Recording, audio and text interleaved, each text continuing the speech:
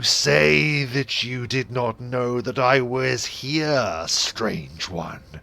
Tell me, what manner of traveller climbs the worm's teeth, unknowing what he will find?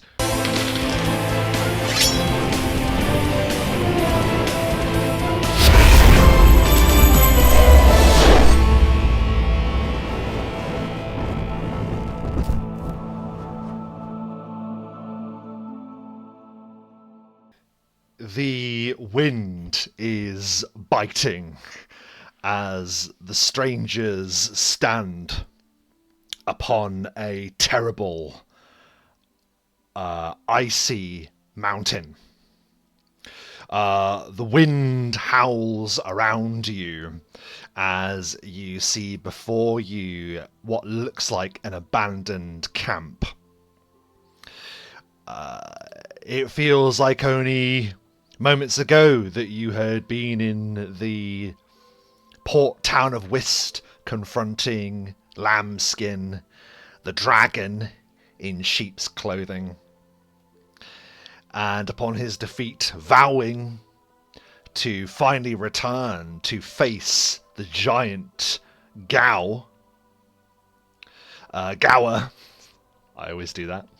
At the behest of his son, Gao, Ansel had teleported.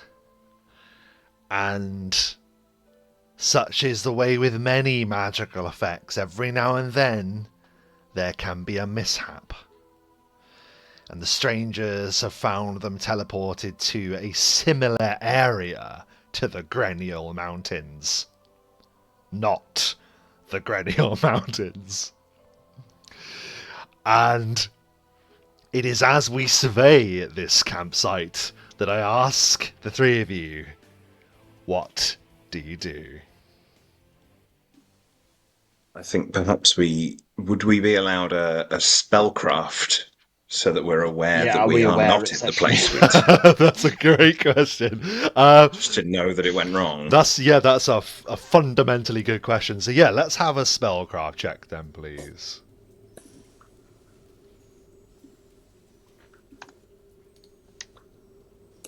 Uh, 27 from Ansel. Also 27. Nice. 32. Mama, you bitch. son of a bitch. It's got the same modifier. We've all got the same modifier. I haven't. I've got 11. I know you've got 11.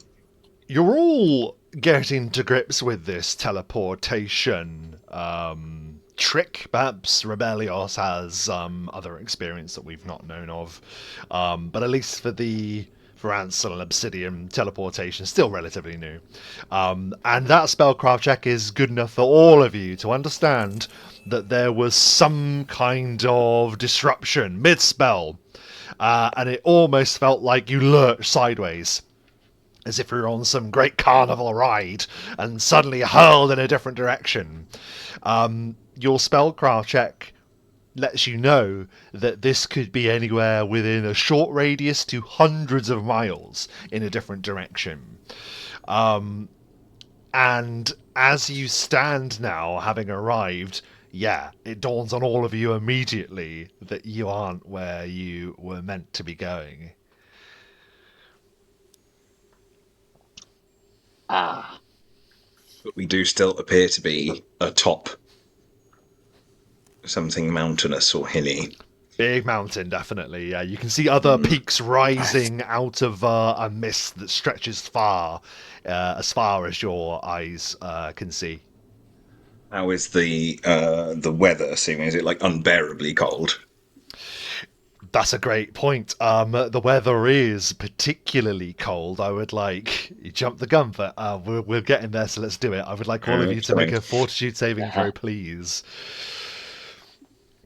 Robert. Yes. I have energy resistance cold.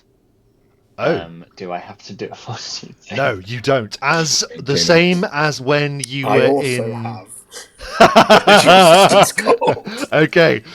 Well, Ansel, the same for when you were in Stone Seat and you had that just automatic resilience to the heat of that flaming city. The same goes for the bitter cold atop this mountain. And Rebellios, you've stood upon mountain peaks before, and it didn't bother you then, and it sure as the seven heavens doesn't bother you now.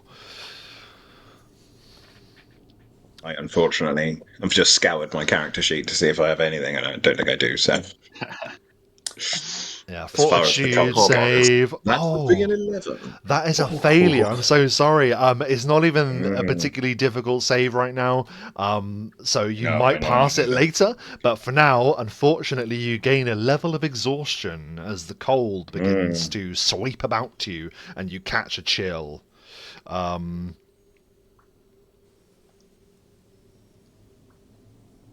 I'm just going to look up those rules, conditions.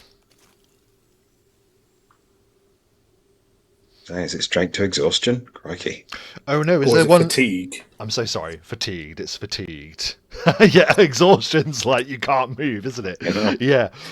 Fatigue. Thank you. Yes, fatigue. It is a -1 on everything, I believe, but I will... -2 to strength and dex. And doing anything that would normally cause fatigue causes you to become exhausted. Okay. Well, for the time being, no further save will be required, but later, you imagine if you stay in this area, yeah, that's going to happen again. But for now, before you, there is this camp. There doesn't appear to be any inhabitants of the camp. However, judging by what's on the menu, inhabitants have been here relatively recently. And these tents look massive. Is the fire lit? Right. The fire probably is embers. I've probably overdone it a little bit there on the yeah. The roaring blaze. Obsidian races forward. It's like good else. If you can make a survival check for me, one of you can stoke the fire, which will relieve the fatigue that Obsidian has. If any of you have any survival. I think we've all got survival, haven't we? You can make a. I guess you can just make a wisdom. Instead, go on. I have a level 1 spell called Blades of Fire. Could I cast that on my hammer and then just sort of cast that? Is it using up a spell? Because I have got some points in survival, mate. I mean, I've got some points in survival because of a thing that we got earlier. I can't remember what it was specifically, but we got +5 to survival. Keeping it. Did we not all get that? Do you not have that in your character sheet? Or was that just me? Yeah, I think I got. Oh, you read a book. You read a book. Got it, yeah. Yes. You read a book. Points in survival. That's right. Yeah. Listen, Scout's Guide to. Yes. I do have, as he pulls from his infinite scroll case, a teleportation scroll. The only downside is I've only got a couple of these. So it's whether we wish to weather out the storm and leave it first light when you feel rested, or if you wish to burn through my supplies, but these are quite good in a pinch. So I got a 19 on the fire, Rob. That's more than enough to stoke the fire up within a few. If you spend a few moments at the fire, you'll be able to relieve that fatigue. Oh, he's spending the whole time at the fire. He's freezing his ass off. He has like the two of Rebellios no meat on his bones Ansel anymore. don't even notice. They're just like, yeah, fine. Yeah. Ansel will reply to Rebellios as he suggests this course of action. The cold doesn't bother me, but depends if poor Bogram is suffering. I think. Oh, is that Obsidian's name? I see. I think I missed it when we were calling him Bogram. Shazzy's. Apologies. Obsidian. Obsidian, right. Only some word reached me. Obsidian is definitely suffering from the cold, and he's stoking the fire, freezing his arse off, and then he freezes and looks up and sees the huge pile of what looks like coins and treasure that we didn't notice immediately because it's silver and camouflaged into the snow. Like, guys. Obsidian, before we start picking at someone else's camp, let me just do this. And Rebellios pulls in some of the cold energy around him and he then casts upon you, Obsidian, resist energy cold. So you get 30 cold resistance for the next 5 hours. Oh, thank you so much. That's really nice of you. Whether it helps with the biting cold, I don't know, but it might take the edge off. Any resistance to cold, even if it was 1 point, means you're basically immune to environmental cold. There you go, you got 30 points of it. That's Does awesome. anybody have any clue where we are? I don't know, but these tents look enormous, right? Like, is that just me and a trick of the camera? I'm not really sure. I mean, they're not that big. They would sleep 4 people. Imagine 4 squares, 4 people. We'd say maybe. Maybe they're Okay. a bit big, but I wasn't sure if it was like a giant camp, or if yeah, I look yeah. I look particularly small, and that sword is like 10 foot long. Well, The sword is big. it doesn't take any checks for That's you the to size of the greatsword. see that there's a lot of footprints around. You're in Mm. clear open snow, and you see that there are footprints. Yeah. They don't appear to be giant footprints, but they all appear to focus around the camp, which around the fire has become more mushy, sleety snow, but you can see a path runs away up to the north, and it begins to stretch up at a pathway that leads higher and higher into the mountains. The treasure that you see before you, you can all give me an appraise check if you have it. Yeah, you can do it untrained. Okay. 2. 20. 1. Yes. Oh dear. Well, Obsidian, you are right in saying that, yeah, there's a phenomenal amount of silver here and a few gems, though I've been kind enough to convert it into gold for you all. It is 25,000 worth Holy balls. just piled Oh around my word. this tent. It is literally spilling out of the tent.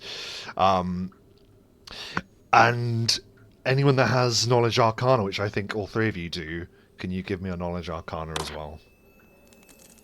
Yeah. 19. 26. Very good. The highest there is Ansel's. Ansel, you determined this first. You're looking upon the ground. Most of this is brilliantly carved, beautiful treasure. But only one item is innately magical, and that is the great sword that lies apart from the treasure. It's almost like the snow around it has melted. Your check determines that this is a +4 flaming burst greatsword. Flaming burst means that when you crit, you get bonus fire damage on top of your usual goodness. Seems really odd, doesn't it, that someone would leave their camp with all this treasure just sat on the outside of their tent like that. Like, that's very careless. Could I mean, you might not think anyone will come Can by. I but cast we my wouldn't do that. magical sight over the area? So your magical sight is generally active, so you'll just be able to look over it. Like I say, the only innately magical object is the sword. However, when you start focusing that magical sight upon your area, you can't help but notice that the weather around you, Ansel, appears to be seemingly orchestrated, we might say. There is a magical effect at large in the greater area that bustles around you as every snowflake bellows down. And what was your question? Sorry, Matt? Somebody wants it cold. So I was going to say, can I do a spot check to see if I can recognise anything in the distance, like any landmarks or anything notably that mace stick out his... The visibility is pretty difficult, but you can give for me a spot check, or if you have knowledge, local, or geography instead. It's just a straight up spot. Losers. Give me a spot check then, please. 27. You aren't in a single mountain. You are within a mountain range. You are not on one solitary peak somewhere. You are surrounded by many jutting spires of rock that reach into the sky. You feel suddenly, Rebellios, almost a sense of, well, it would be vertigo if you ever lost your balance, but you would never lose your balance. But I can tell that you are very, very high, perhaps on one of the tallest mountains you've ever been on. It's pretty big. It's difficult to see the surroundings beyond the blizzard that whirls around, but from Ansel's point of view, Ansel's seeing that this blizzard is very much focused on the area that you're currently in.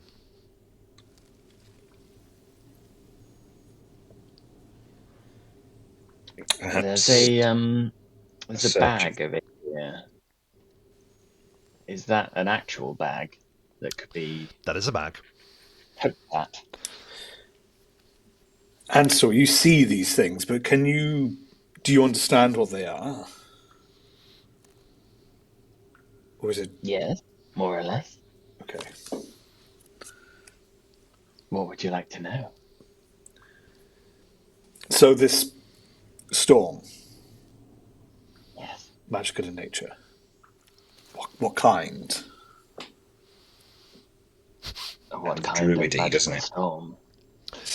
Give me a spell craft check, and upon the description of it, anyone can do a spell craft check now that Ansel's sort of pointed out what's going on with the weather. Obsidian will just say, I think it's probably druidy, but he doesn't know anything about druids do naturey, weathery stuff. Ooh, natural 20 there, Ansel. Very nice. I got a 15. Yeah. At Obsidian's words, Ansel, you know the balance between life or death, much like Obsidian does, of course, much like all of you do, but you also know the natural and the supernatural, and there is nothing natural about the blizzard that rages around you now. This is no druid's work. This weather is conjured here, or magically maintained here, you might say. So it's arcane source rather than a... Arcane. Interesting. Yeah. I don't really know of arcane magic that can do a storm. Obviously there must be something. I don't know. I'm just not aware of it myself. Powerful magic indeed for such an area. We haven't checked inside the tents. Let's look inside the tent. It could easily be some person that's not just hiding there. You can give me a search check, and with that will encompass the tents and the bags that Ansel pointed out as well. So give me a search My check. search is horrendously bad, but let's have a look around the camp, shall we? Me too. 10. Ooh, 20. The cold has 13. shut to my senses. We're not good at looking for things when we're looking for them. At the search, you go through, and if you didn't know any better, it's almost like you've come to discover an adventurer's camp. There's all sorts of useful things lying in wait for you. There's rope. There's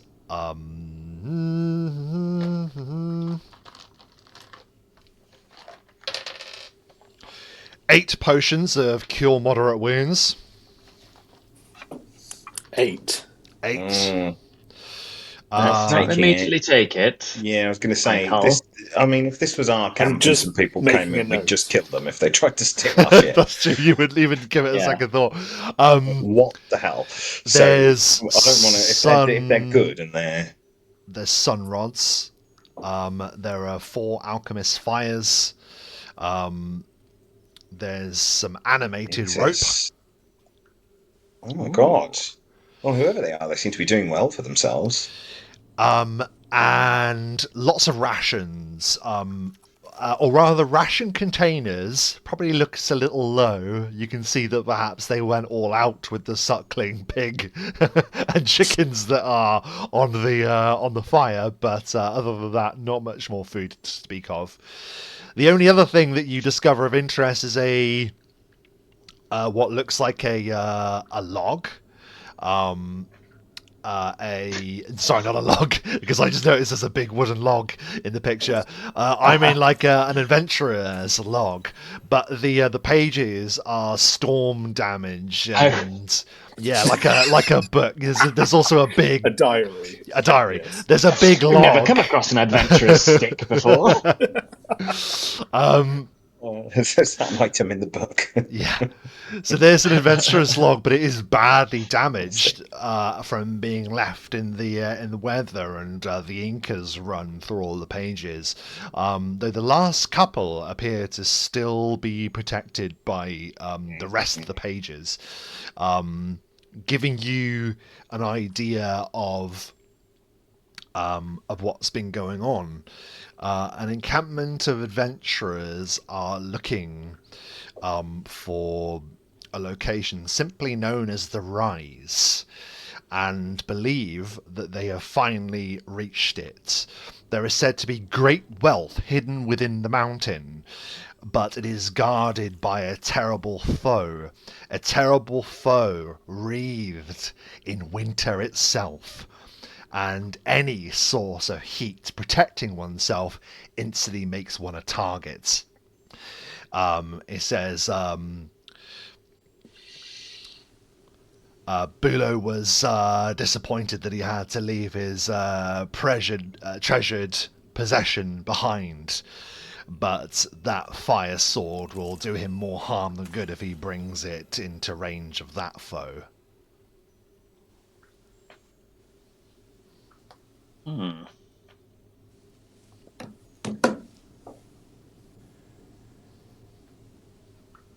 Indeed. These footsteps, presumably they're leading away from camp. They're leading away from the camp and up. Further up. Yep. Yeah, you're kind of like on a ledge that sort of overlooks like a deep drop. Sort of not quite a base camp, but the camp before you make the final. Like, yeah, one of the Everest camps. I know what you mean. Yeah, that's exactly what this is like. Yeah, it's like I can't think of the word, but yeah. I know what you mean. Yeah.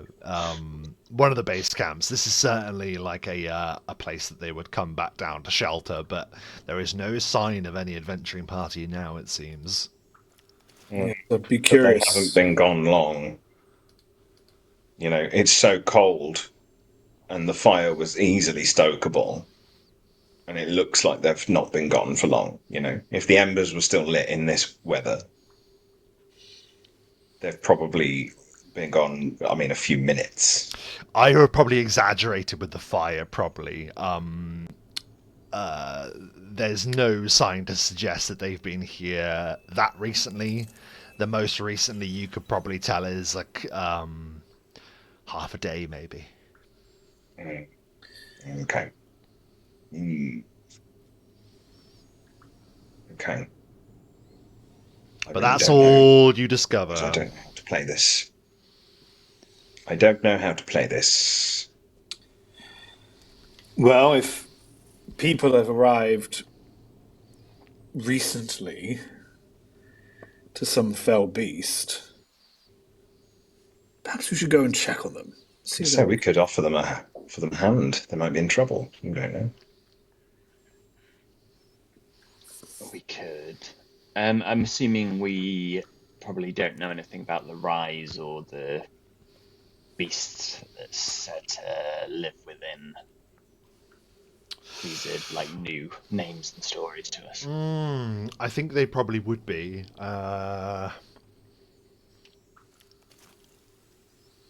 just trying to think if there's a particular role that I could make you a very difficult knowledge history check. It would be pointless. I don't have it, and I need 2 intelligence, so it was very difficult. It's not going to happen.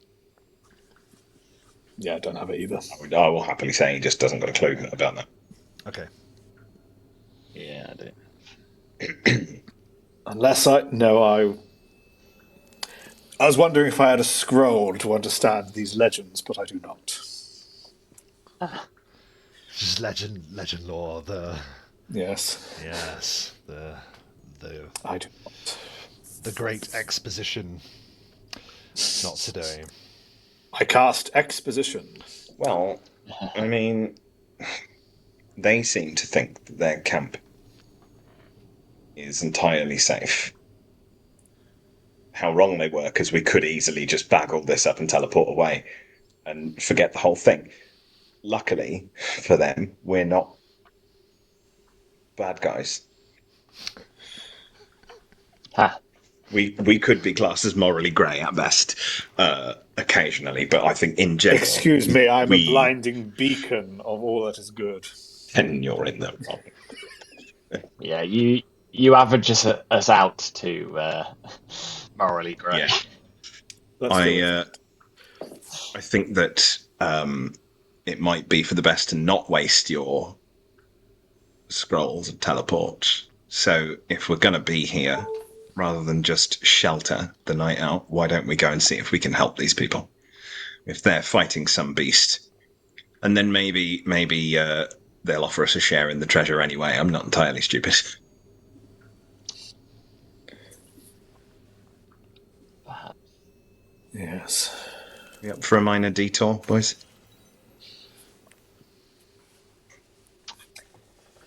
I am Not intrigued. that I believe in fate or anything, but you know, What is a minor brought us detour on top of another detour towards the arcane idolaters magic and brought us here. victims? Very good. So, do you mean to set off now immediately? You good to go? Yeah. Yeah, why not? Yeah, we're all covered, aren't we? So, unless we want to do anything to rested keep before this, anyway, right? keep the treasure safe that they've not bothered to keep safe. Oh, one moment. Rebellios will cast upon himself. Not so much on himself. He casts it on sort of like something moving around in his chest, but he'll cast resist energy cold on himself and share the spell. Very good. You'll forgive me 1 second. I'm just copying you guys onto something. So you do that. Are there any other spells that you guys want to activate now before you head off, or are you all happy with what you've got going? I'll save the rest for a little bit closer, just in case. We don't know how long it's going to take to get there. Where's Obsidian gone? Oh, there you are. I've just moved myself over. I noticed you were doing it. Yeah, thank you. I'm intrigued by the silver unicorn. There is a silver unicorn unicorn statue. statue. Yes, there is. But why did they just dump everything in the snow? Why not keep Like it I in say, the I think they seem like they're massively overconfident that no one would be here, and it's kind of fair to assume that, given that we got here entirely by accident. Maybe they just assume no one would be following them at this point. No one could possibly. But no if one you've would want to be up here. if you've carried the gold this far, either they've stolen this gold from somewhere. Maybe, but I mean, if they're adventurers, you don't know, do you? They might have slain a dragon. They might have raided a dungeon of some sort. You know, we've been into places where we found, well, not treasure quite as high a value as Yeah, we that didn't leave our treasure monetarily, but we found spilling things, out of impressive tents. things. We keep our treasure in a bag of holding. Thank you very much. I mean, Not absolutely. not We wouldn't everyone leave it has lying the around. privilege of a bag of holding. Yes. But it doesn't necessarily mean they got it through ill gain. It just means that they're a bit careless. Perhaps they need some guidance. Perhaps. You share these words as the blistering coal whips around you as you trudge on. The ascent isn't easy, and After some time, you can feel the cold in your throat and in your chest, and you're squinting as this weather seems to be pushing against you rather than ever being upon your back. Eventually, you find that your path is led to a gully, and you are alarmed to see that the weather and mountains treachery is quite clear. Bones can be seen strewn through the snow. Animals of different kinds, and as you continue, you're quite disturbed to see that there are what look like humanoid remains as well. There is a billowing mist ahead of you, and as you continue your ascent, I would like you all to make a spot check, please. 21. 21, good. And even with my new and improved spot, I still can't seem to roll above like a 2 or a 3 on spot every time. Like I say, there is a mist that appears to roll before your path. And the strangers, you're sort of continuing at your own steady pace on the way up the mountain. Rebellios, you, fortunately, are the only one to catch that there's more than just mist rolling in front of you. You suddenly see great shapes lumbering through the mist. Ooh. You're only able to give out a shout to alarm your friends, which prevents the surprise attack, as a death pack of dire polar bears run charging out of the gullies in a practiced ambush maneuver. Ursus Maritimus. And I ask you all to roll initiative.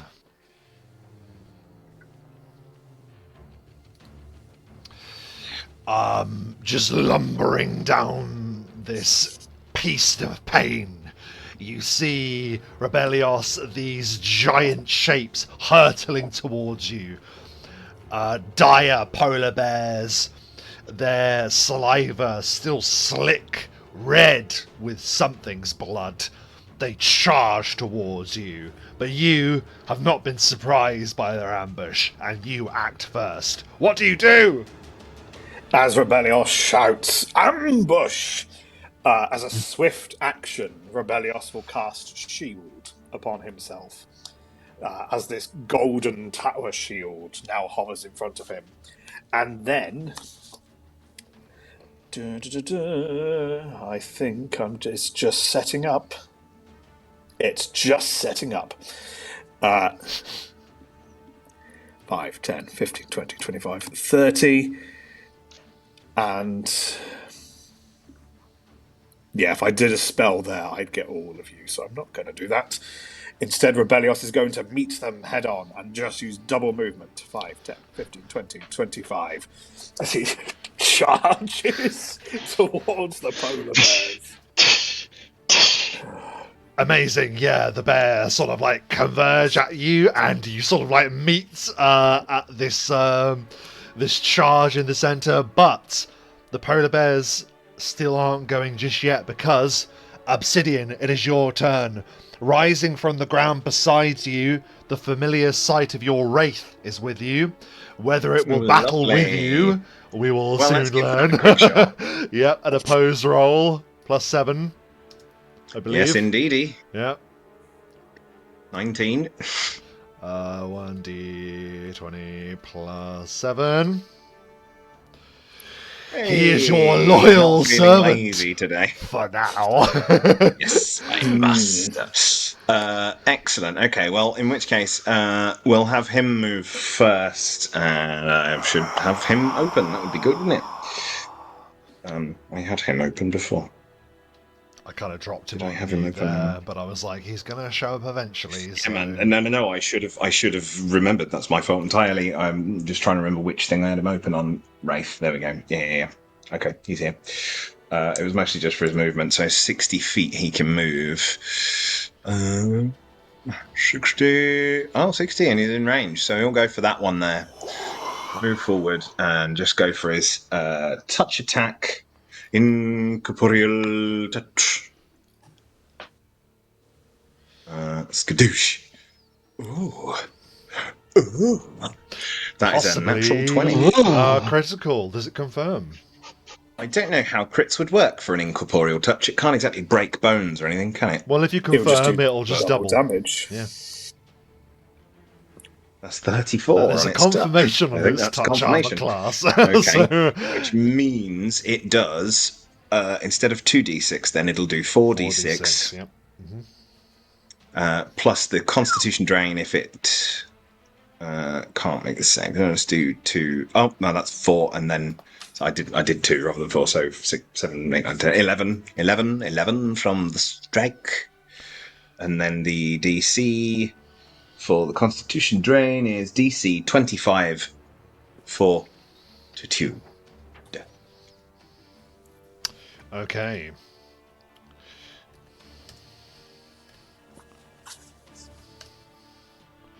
It passes. Yeah.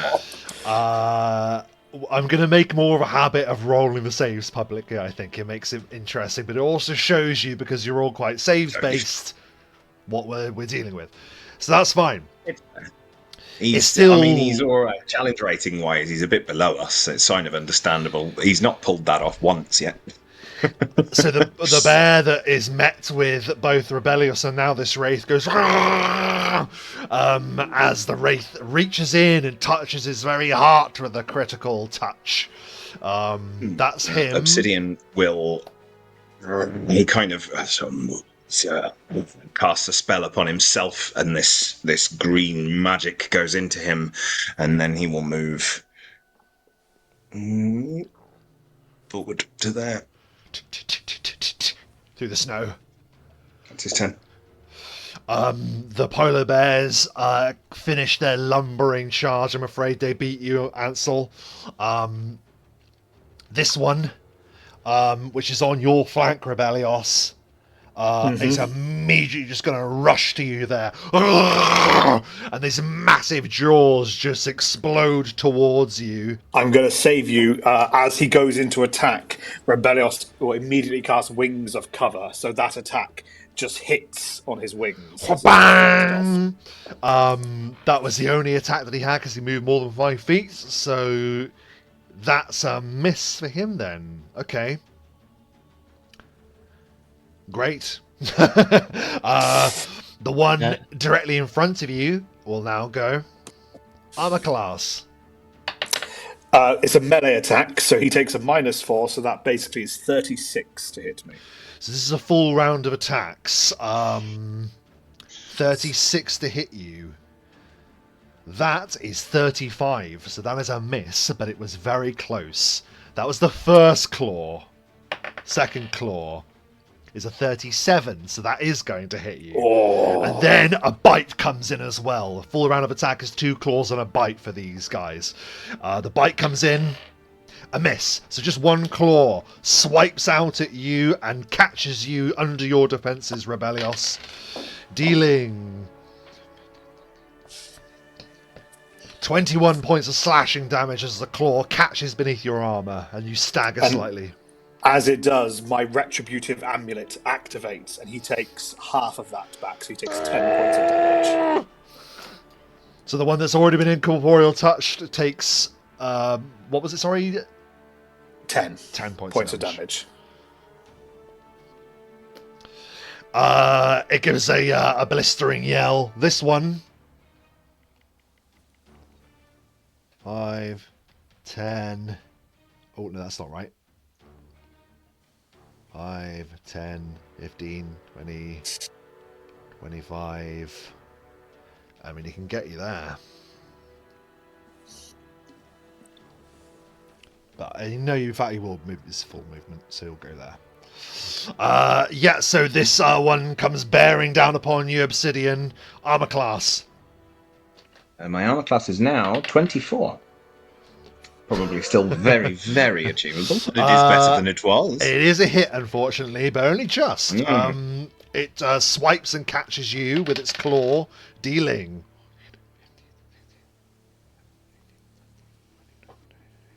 25 points of slashing damage. Okay. The terrible paws claw down at you. Take some of that off from damage reduction. And that is their turn. It will go ahead. immediately. It will take 2 points of. Hang on a second. I just want to make sure. Corrosive. Oh. The strongest acid. So it will take 2 points of acid damage from the blood that it draws from my body this time. Yes, excellent. Yeah, it sizzles off the bear's claws and it snarls, staring you down. That is the dire polar bear's turns. Ansel, you see these lumbering brutes trying to lash out at your friends. What do you do? Yeah, I will do a blast at it. I will do a sickening blast at the one directly ahead that's not quite flank. No, maybe he is flanking. That's come into Rebellios's side. Anyway. Okay, yeah, the left flank. Got it. Nice. Yeah. 25 on its touch to hit. Bam! Slams into its touch armor class. Please make a caster level check. I'm just joking. 28 points. 28 points of damage and a fortitude save DC 21, please. Well, I did it for the other one. I'll do it for you as well. Oh, thanks. Just remember to copy that this time. Excuse me. It's a pass, unfortunately. It breaks the save. So the shade will move. Yeah, the shade will move up as well. It's not quite close enough to affect anything, but it will be next time. Very good. And with that, we are back to the top of the round. Rebellios, you see at your side that there's a polar bear that just is lunging towards you, and then bam, gets slammed in the side with eldritch power. And there's obviously one still preoccupying you in front. What do you do? Well, here's the fun thing. Since Rebellios has some really nifty spells for combat, unfortunately, a lot of these are quite low level, and he did cast a couple of extra resist energy spells. So rather than use up the last of those level of spells, instead, he's going to use one of his Abjuration Champion abilities, which is called Arcane Boost. So he takes the spell energy of a level 7 spell, burns that away to give him a +7 to his attacks for this round. Nice, that's so cool. So he's now going to go for a full round of attacks on the polar bear directly in front of him. Very good. At an additional +7, just to kind of gauge what's going on. 38. Does that hit? Very easily hits, yes. Nice. 37. Combo. You slam him once, you slam him twice. 25. Also a hit. Big boy. You can tell he's got like a lot of health, but he's big. You can hit him, yeah. Nice. So that then, with all of my stuff on me, equates to...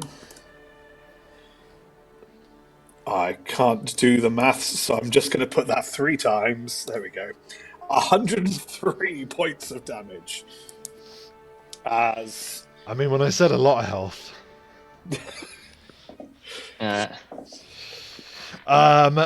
He isn't actually destroyed, but it is an insane amount of damage as you just plow into this thing. You bash him once, twice, 3 times, bloodying the creature. Gives a battle roar, blood pouring from wounds, but it's still going. Yeah, I mean, there's like an arcane energy forcing his hands through, guiding those motions. At the same time, that hammer seems to have an extra weight as it collides with the enemy as well, almost as if it's a hammer bigger than its size. As it's just like skull, side of the creature, and then he goes around getting the forearm of the bear. It's just like roar. It gives a terrible roar as you batter the thing. Our vision moves back down the piece. Obsidian, this one is in front of you, swiping at you. What do you do? Well, before we do anything, I should have said last time, can it do a will DC 24, please?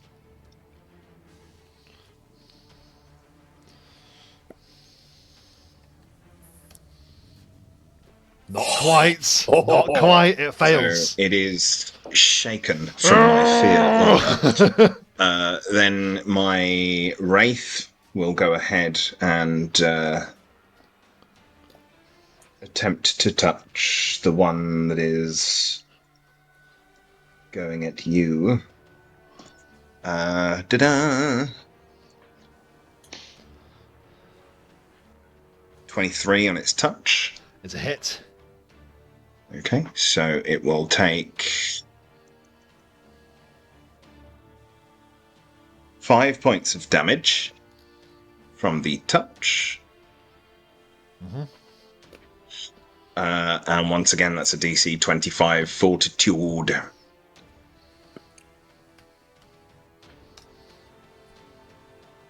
It makes it, that's fine. The one in front of me, I will attempt to touch attack on it. So we're just going in for a standard touch. 22 on its touch. Hits. Awesome. Does it have any spell resistance or anything? It doesn't. No. Okay. So in which case it will take 5, 6, 7.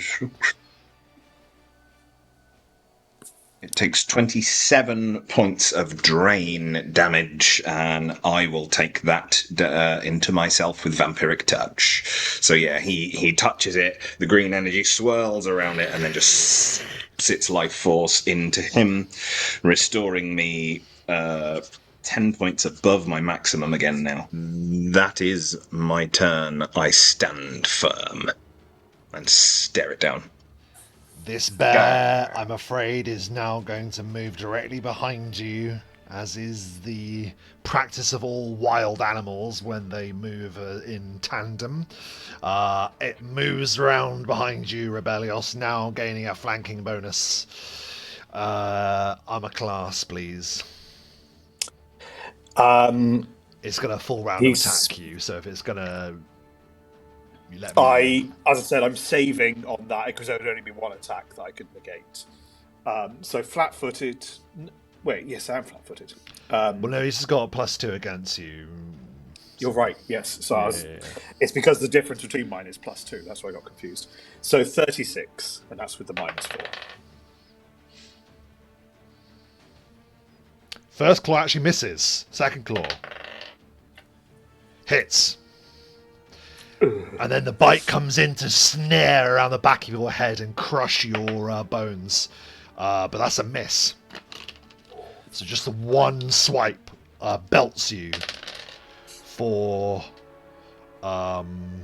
20 points of slashing damage exactly. Okay. The other one in front of you, vexed by the Wraith, is...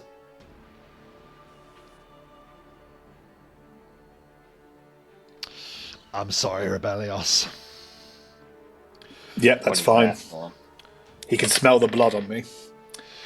First one is a miss. Not good with the first ones. Second one is a miss. Ooh.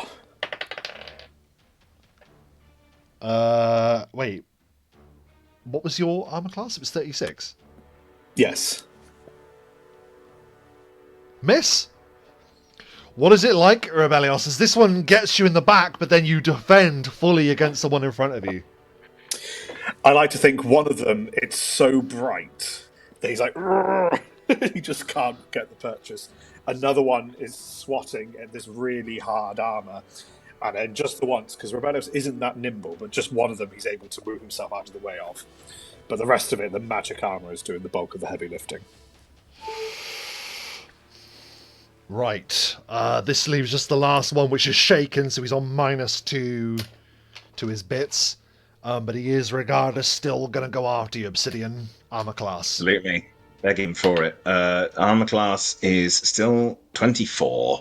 Possibly a critical. Ooh, really? Let's see if it is, however. Would you like to roll your fortitude? Or should we see if we confirm it first? Oh, to see if it's even worth it. It's, because of my... I always forget. Thank you for remembering. No, it's all right. I forget sometimes. 1 in 4. I have light fortifications. So, yes, it's 1 in 4. So I roll a d4. If it's a 4, it's a miss. Okay. It's not a critical, basically. Yep. Mm-hmm. It's a 3. So it's still possibly a critical. So go ahead. Confirm it. Your armor class is 24. critical. Fair enough. Critical, and then that's one swipe. Second swipe is a miss. Bite It missed. is a hit. Yeah. Jesus. Just. What else did it miss me? Just, I promise you. Hey, it's cool. I'll take it. Right. So okay. The bell tolls. Well, hang I'm on. gonna One bring up the solve table this first, because before I do that, I'll give it its damage. Oh yeah, of course. Because it hit me once, and it takes 2d6 from that, and then it hit me another time, and it'll take 3d6 from that, so that's 5d6 overall in splashback. So it'll take 17 points of damage in retaliation. Yeah. In my xenomorph blood. So how much is that in total, sorry? So 17 points of damage in total. That's back on great, man. Oh my god. Yeah, that's good amount. Mm-hmm. Hopefully, it's only on the 3. It can take a few more. Worth it. Roll for me. Well, I guess 78. I will make you roll. Go ahead. Yeah, I'll make That's you roll. fine. I've done it. 78. It's done. Nice and high. You know what? You roll a d4 for me first. Something like roll a d4 for me whatever. first, please. 1. 1. Remember 1. He's already lost. What is it? He lost. Oh yeah, he lost the finger last time, didn't he? He's down one finger. Roll a d6 for me, please. Oh, the worst day of my life. Roll a d6, okay? 1. Oh, so for 1 hour, you have a knee injury, which gives you -20 Ow. to movement. He just smacks your knee back on itself. No. Hyperextend your knee. Hyperextended the wrong way.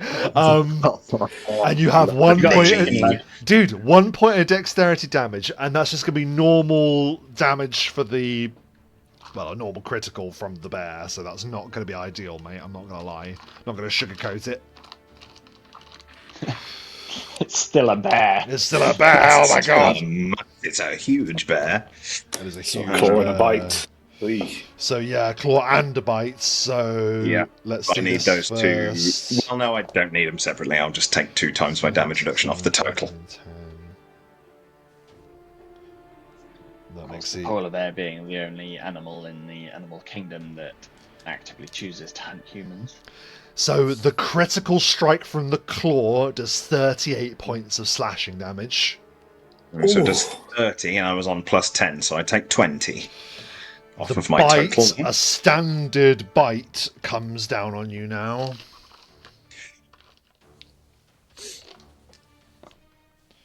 Which is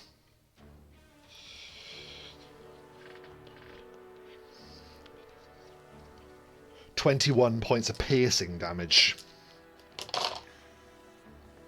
So it just smacks your knee and then goes and just brings its teeth down on your shoulder. Do you know what? I reckon it's getting frustrated because that was nowhere near as effective as it wanted it to be because of the additional health that I had from the vampiric touch and the damage reduction. It really didn't do as much damage as it felt like it did. I'm fine. Good. I'm glad to hear it. That could have been a whole lot worse. Apart from my horrendous, far too real knee injury. Thanks, Rob. You're welcome. I thought this will be good for you. You and Craig, brothers in knee injuries. Not the knees. Oh, yes. Spider-Man all over again. So every time it happens in a film, it makes me go.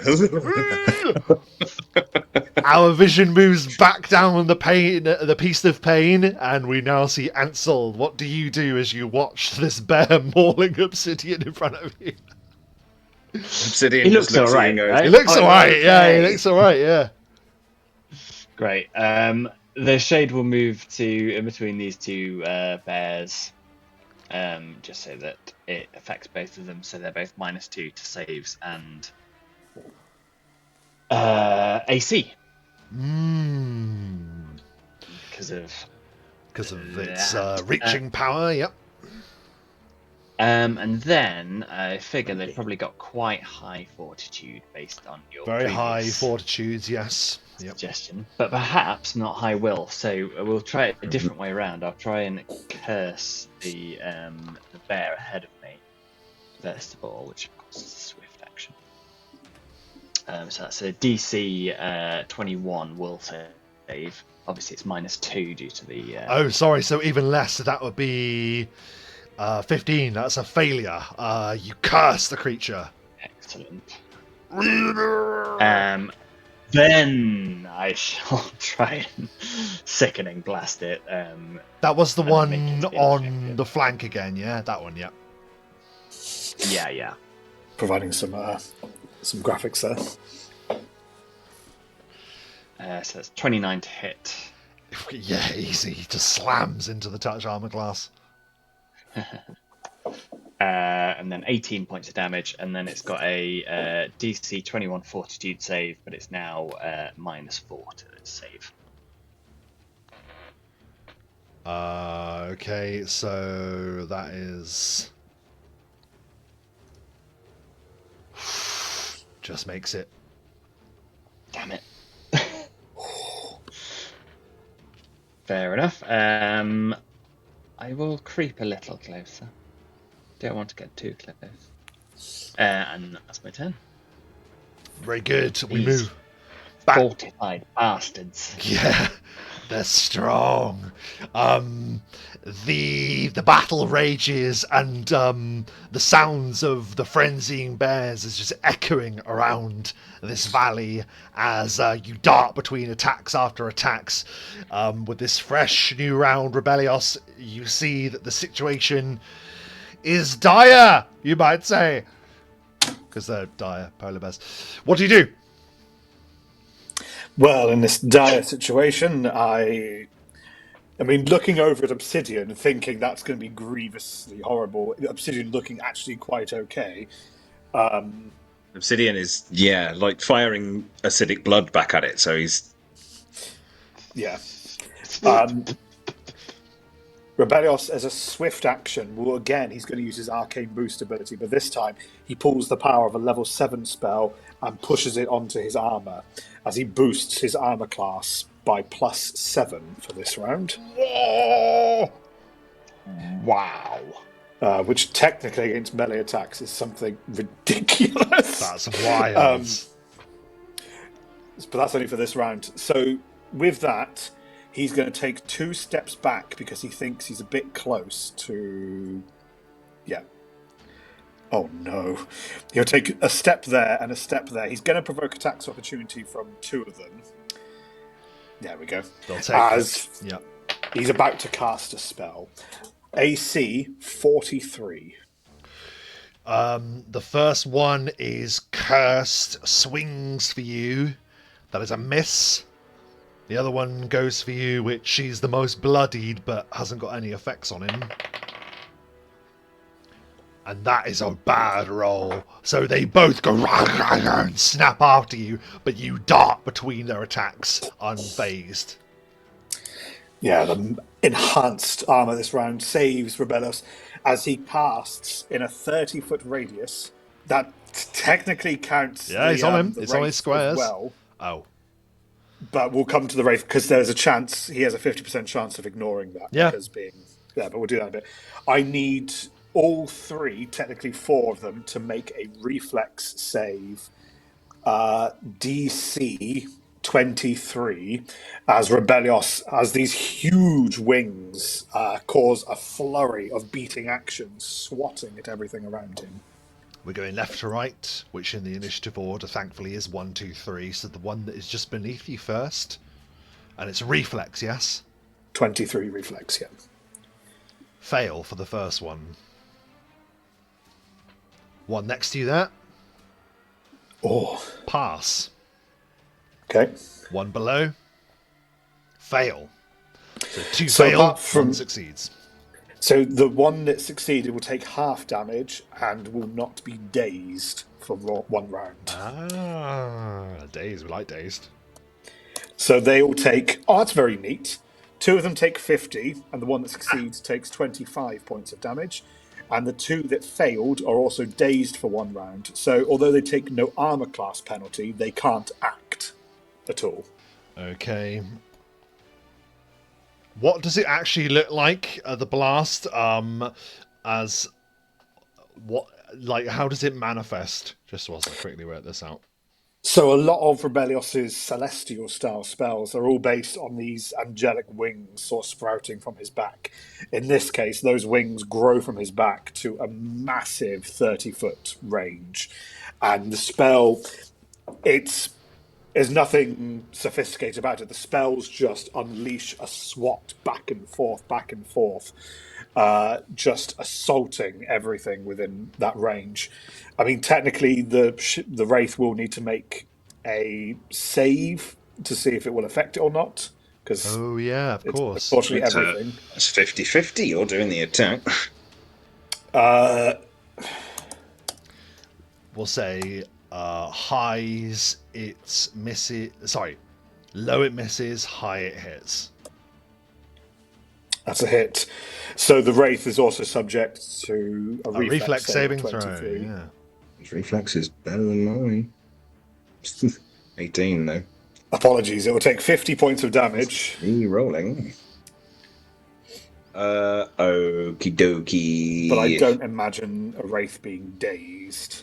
That seems... I don't think Undead can be dazed. It's super effective. However, even the one that is bloodied still isn't down.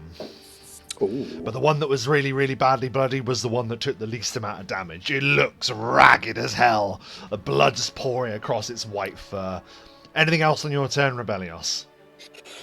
No, I mean, if that's the only one that can attack, that's fine. But the others at least can't attack or do anything. So, yeah, that's it. Yeah, absolutely. So they can move, or they just can't. They can't do anything. Just dazed. So those two can't do anything, but they take no penalty to their armor class.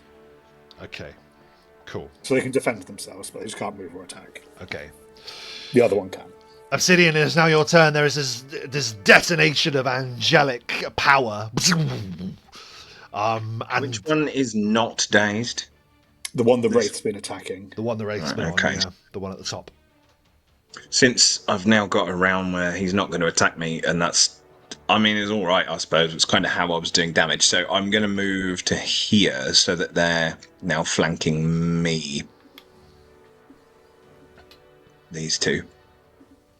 Because it makes it easier for them to hit me, and that's good for me at the moment. And then on the same one, another touch attack. Very good. It's on a minus to its armor class, I think, because of the shade. Which is lucky because I'm on a minus because of my knee injury to my dex. 17 on its touch. Hits. Oh yeah, could you move that far? Oh yeah, you only had a 10-foot movement. Yeah, you're minus 20 to movement, mate. Minus 20 to movement. Yeah, and my movement done. is... What is that on 19 point whatever? 5 foot... So minus 20 means I've got 10-foot movement. Where was I? Was I here? Once more to your right, I think. That bear was attacking you, yeah, so one to your... Okay, in which case I'll move to there, because I'm still going to touch that one, and I am sort of almost being flanked. If I can try and get its attention, it will turn and flank me, so, yeah. Either way, same thing. So it will take... Not plus 10, that would be lovely, but no. Yeah. It takes 23 points of damage, which I will take. That's the one on Almost the... back up to full.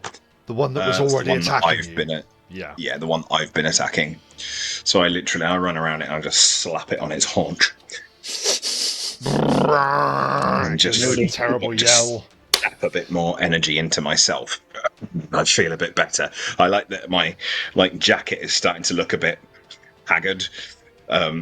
Because although he's not taking a lot of damage to the damage reduction, his clothes start looking a bit tatty. It's all adding to the undead aesthetic.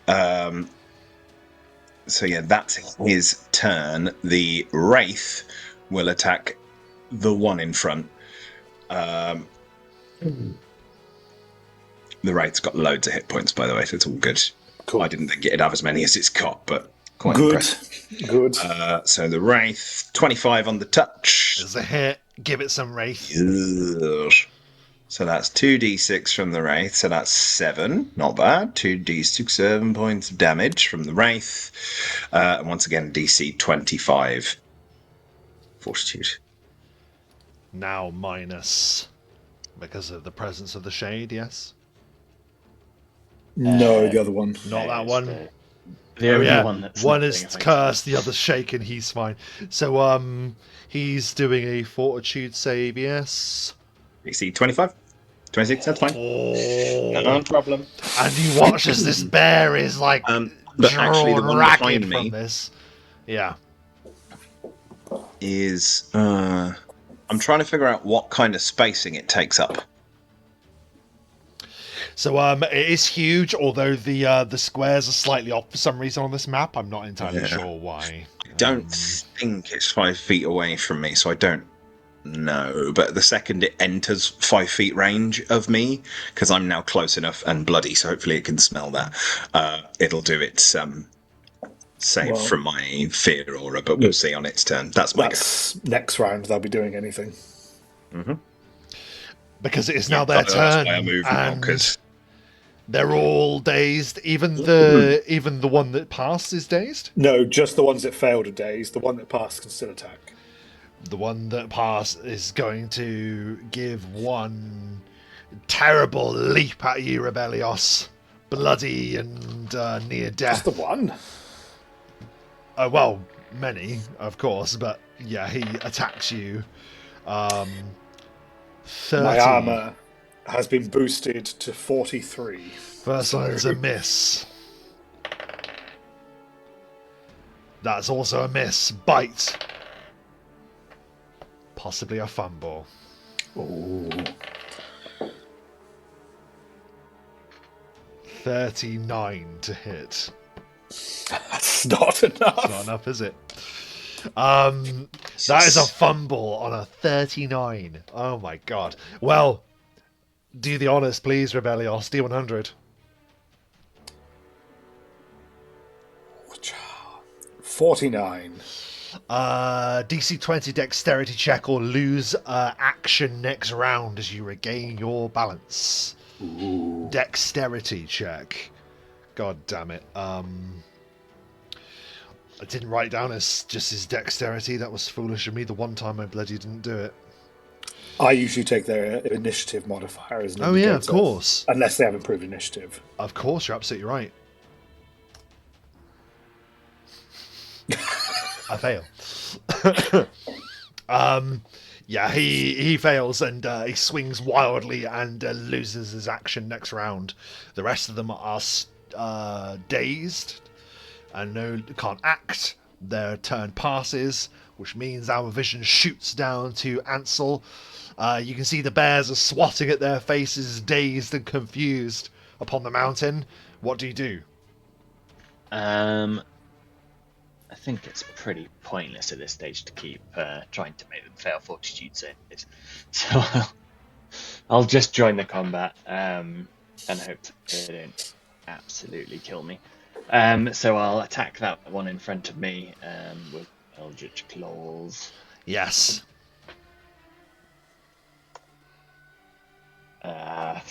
Christ, 15. On the touch. It is Yeah. touch with your claws, isn't it? That's a hit. Good. You can't miss unless you fumble. Good to know. And then does 25 points of damage. Woo! Yeah, give us a bellowing roar as you sink your claws in.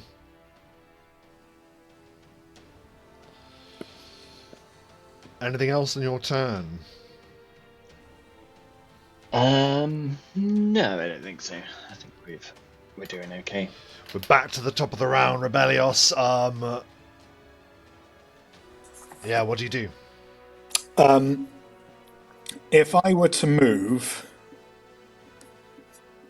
to here, am I then in 5 foot range of the Yes. square here? Yeah, you are. Yeah. Deceptive of the poor, but cool. So I'll take the 5 foot step there, and that's a swift action. So what I'm going to do? What I'm going to do, but instead, I'll just go for a 4 round of attacks, but I'll do each one individually because I may then shift to the one behind me. So the weakened bear up top.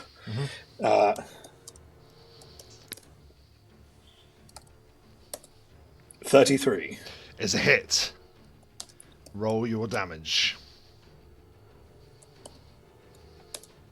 39 destroys the bear. Bah! We'll get to that description in a moment. Complete your actions for the meantime. So assuming that was it, I'll then shift around and spin and deliver the rest of my full attack beneath. 1d20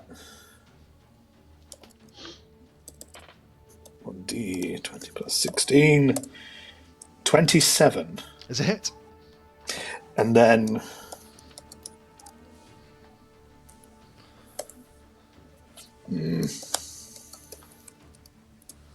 23. Is a hit. Nice. 8d. 78 points of damage from those 2 hits. Oh my god, hang on a second. This can't be right.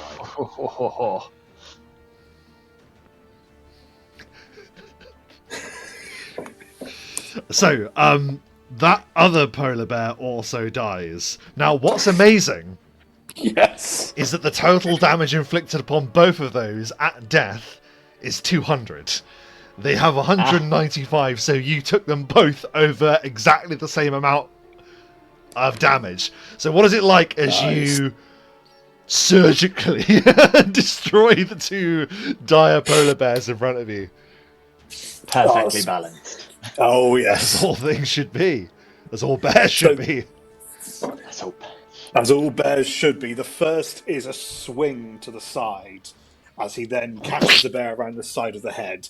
But this maul just keeps on going. And as he spins around, he lowers it and then does an upward slam first to bring like a drift of snow as it slams on the underside of the bear. And then with that momentum of the bear's head up, Rebellios just brings up and then jaw. Its lifeblood just sends a single streak down the snow as it just stands there for a second before it just collapses into the soft white battlefield around you. Excellent turn, Rebellios. Obsidian, it is now your turn. Redium will delay his turn till after the polar bear goes. Ooh. Doesn't want to kill it with acid blood. The polar bear will provoke an attack of opportunity. I keep casting the damn spell, and the spell never gets used, so it's just gonna. Actually, no, it's not going to So- provoke an attack of opportunity. It is just going. Oh, for fluff's sake! He's I can't withdrawing. choose it. Yeah, it's not stupid. I mean, that's infuriating, Rob. And you know that it is. You know it. You're so pleased with yourself. You It's never not off bring that the- fucking spell off to its fullest. Every time. Fine, I'll take my turn. It's had its friends murdered in front of its eyes in one go. It's running away. Absolutely. Yeah, sure. Why not? Have your Why not? little bit of fun, Robert. Yeah. I wasn't intentional. What have I done? I don't understand what. At my expense. Can you not do Go your ahead. spell from Go there? ahead. No! Obviously, I You know what he wanted wanted you to do. As I've been saying the whole time. Okay, he'll attack you. No, Rob, don't give in. No. No, Commit. no. It ran No, away. if it's- I have another spell. It's Okay. all good. Okay, fine. What is the range? 25 plus 5 feet per level. How far did it go? He's there. His bum's still on show on the edge of the map. It's just his bum. Yeah, that's absolutely fine. So it's not a problem. I can still do it. I wasn't prepared because I had a different spell in mind when it was next to me. After it took the damage from the blood, which isn't going to happen. So he instead reaches out a hand and can it do fortitude? Do so.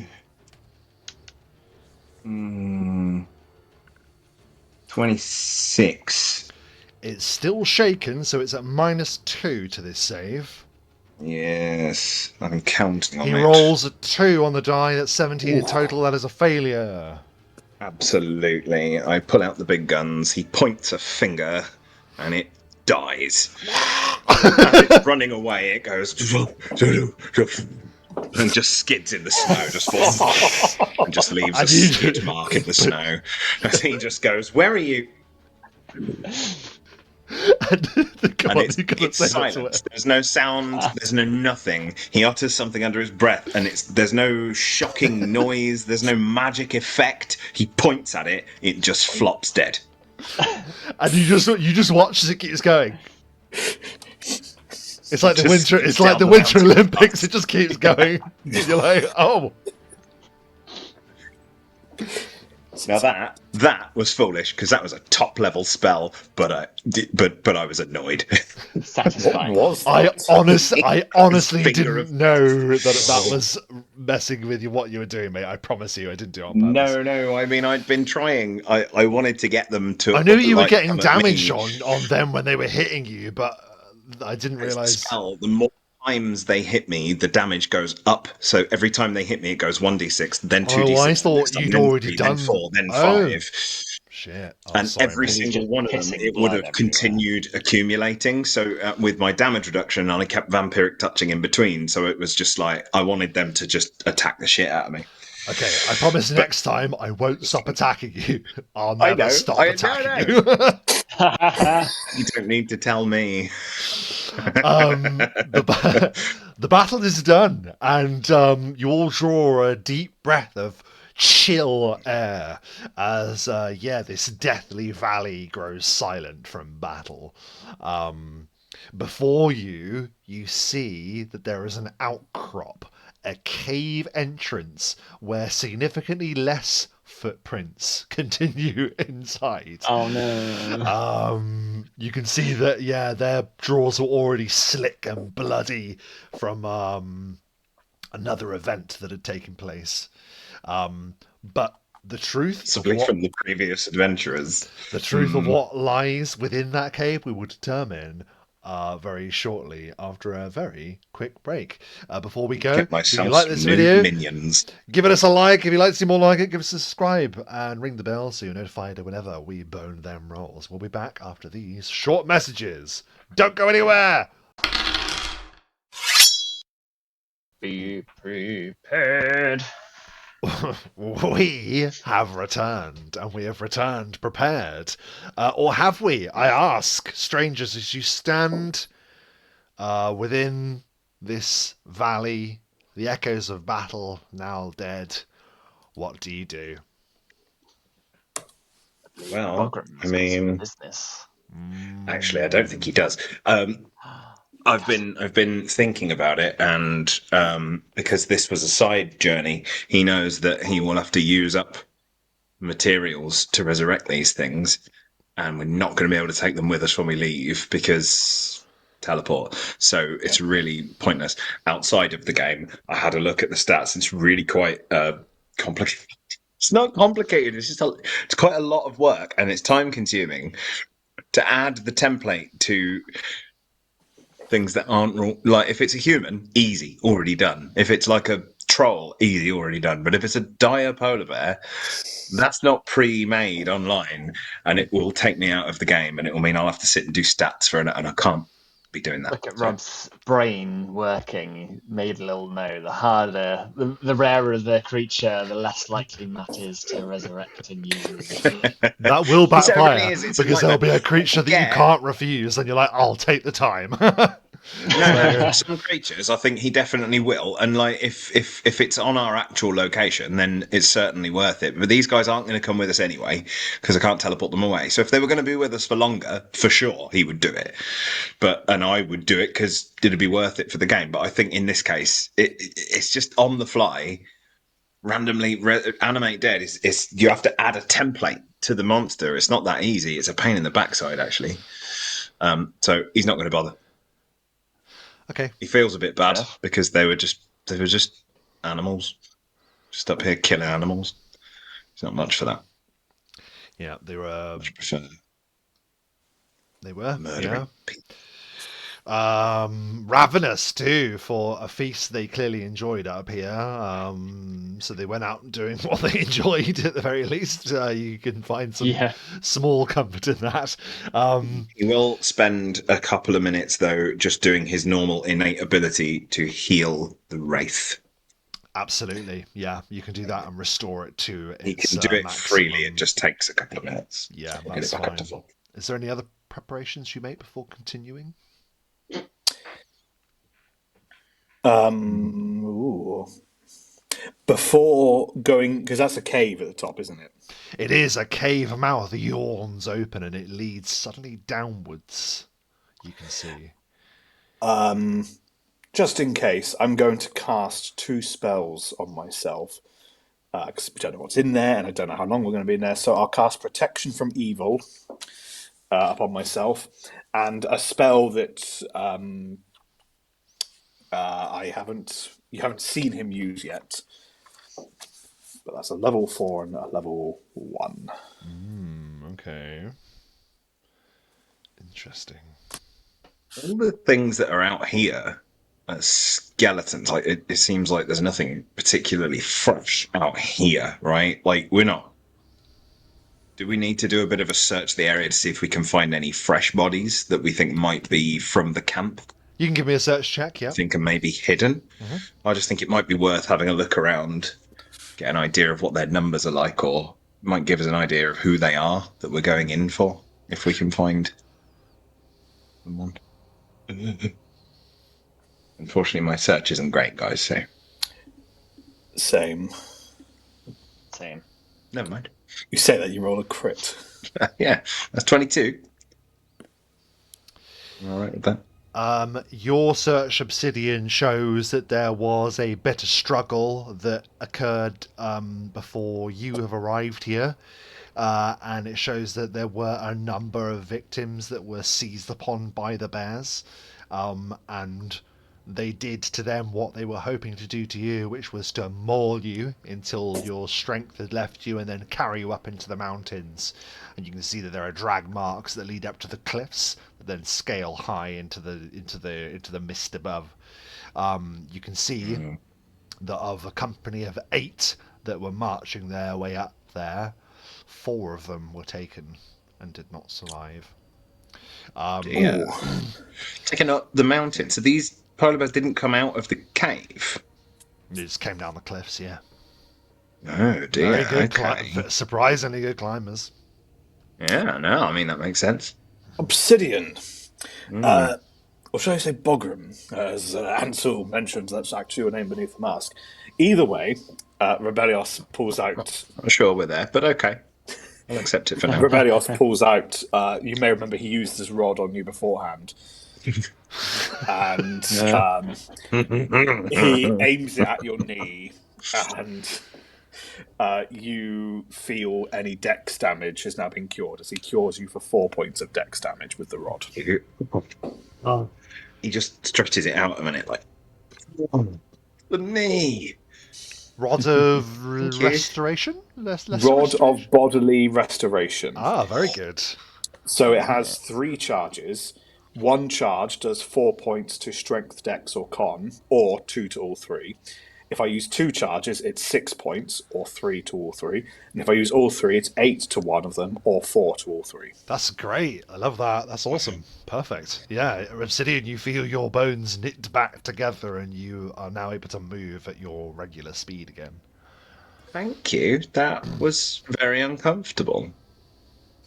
I was Good. fully prepared to take mauling damage. I wasn't quite prepared to take dislocated knee damage. A kneecapping. Yeah. Yes, indeed. But yeah, I mean,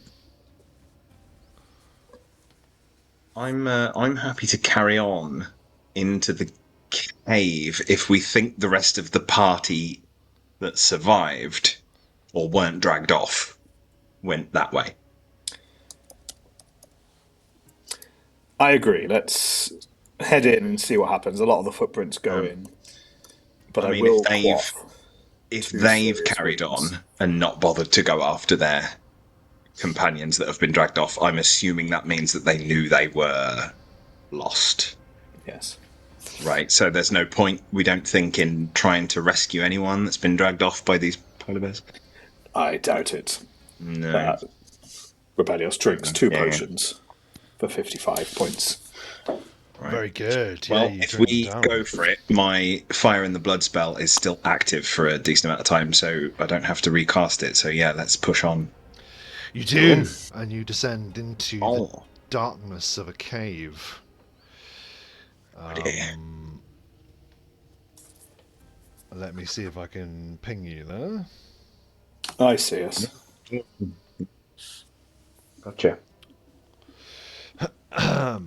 Yeah, so you go inside, and this cave, its walls, its floor, its ceiling glistens with ice that has frozen there for time forgotten. It is a glistening tunnel of diamond-like ice that glistens as you descend. Eventually, the path kind of levels off, your breath rising in front of you. And to the left of you, you see what looks like a work camp.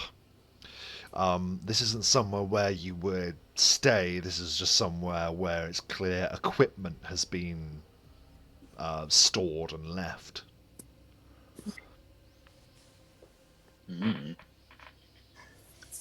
Well, let's push forward. You see... a little look around in this stuff, see if there's anything Yeah, of course. useful or informative. Yeah. 10 search. Okay. Is it just Obsidian doing a search, or is anyone else doing a search? Oh, go on then. Yeah. Just Oh, glancing through 11. the supplies. Again, clues really more than anything, but yeah, we're not very good at this. Please roll D100 each. 31.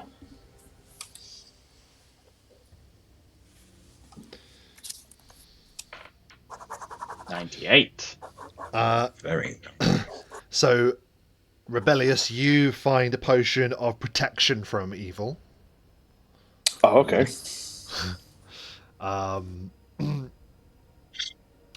Matt, did you roll one as well? I didn't make, but Ansel had already rolled, so Oh, a 98 for Ansel and 91 for me. Lovely. Whoa. 98 is Greater Magic Fang plus 5. Oh, So I wonder, would that affect your claws? If they're natural weapons. They are your natural weapons, after all. Yeah, sort of. I'm going to say that will affect your claws. Actually, Ansel, I will rule that as saying that a Magic Fang will affect your claws. Nice.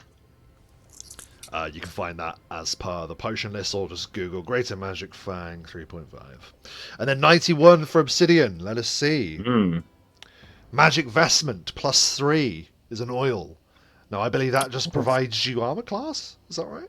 Just plus 3 to your arm class, yeah. Plus 3 is your armor class. For 1 hour per level, that would have been cast.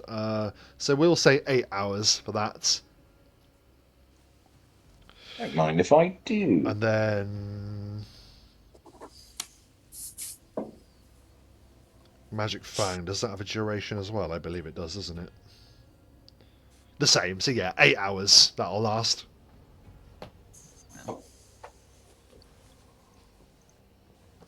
Magic Vestment plus 3. Plus 3, that's right. That's lovely. But all Very other nice. potion bottles inside it empty. You don't really find anything else. There's just rudimentary equipment that you would imagine would be good for scaling a mountain. Pitons, Very glad we looked in there. crampons, whatever you call them. Ice picks. But you see that there are massive crystalline shards of ice that jut out like stalagmites. Coming out of the walls and stuff, such as the cold in this place. But thankfully you're all protected from such effects currently. A single tunnel winds away into the darkness. I should say the darkness, it actually seems to gleam with a bluish bioluminescence. I'm also radiating daylight from my armor, so That's all the excuse I need, because I'm like, do I have to do torches? Everywhere that I make, it's got bioluminescence, or there's something, yeah, I've got 60. We'll just say it's daylight your from my armor. character. Yeah, that's fine. Yes. That's fine. Your character sheds the way. But yeah, it glistens diamond bright as you make your way into the depths of this place. And as you approach, there's a corner.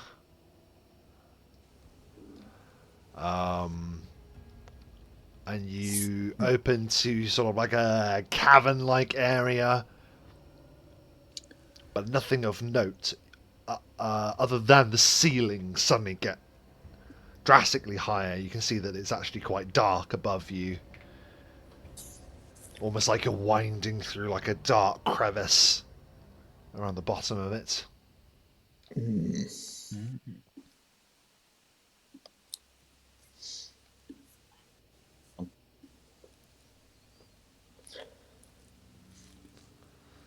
Rebellios continues on, absolutely. As you get Shit. as you get there, you can give me a spot check before you proceed if you wish. You've already seen the obvious, but whether you see the Finally, my new and improved spot. Finally! It is very clear that as you turn the corner, a number of details are present to you, and Obsidian, you catch them immediately. One, of course, there is a vast amount of blood that is already frozen to the ground, but its slickness, its brightness indicates that it is relatively fresh. You see around it there are a number of corpses are seemingly stripped from to the bone, and falling away to one side, you can see that there is a great gap in the floor, a gulf that vanishes into the darkness below.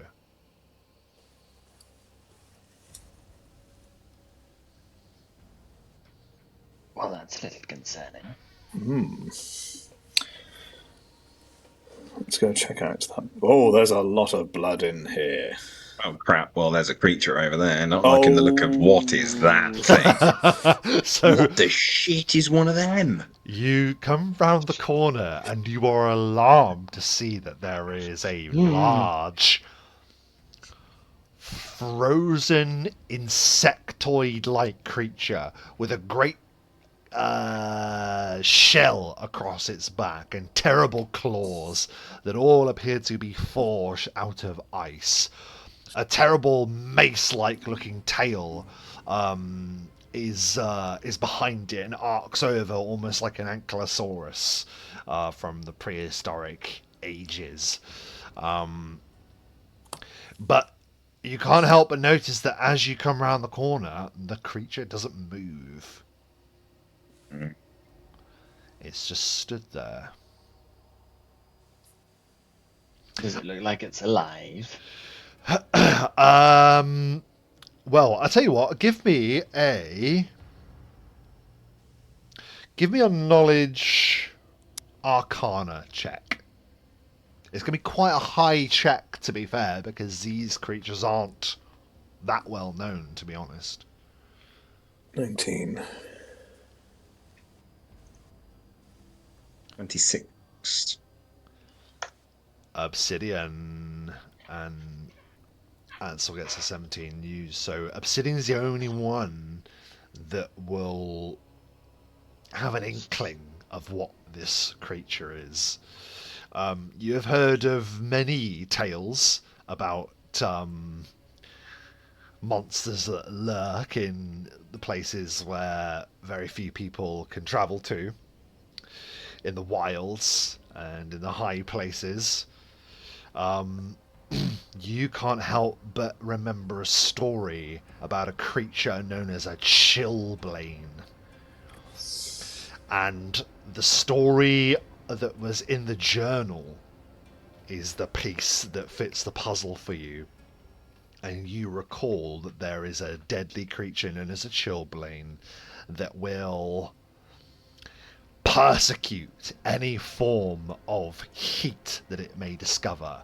It has a pathological hatred of warmth. Oh dear. And it will attempt to blight out anything that that is making heat of any kind.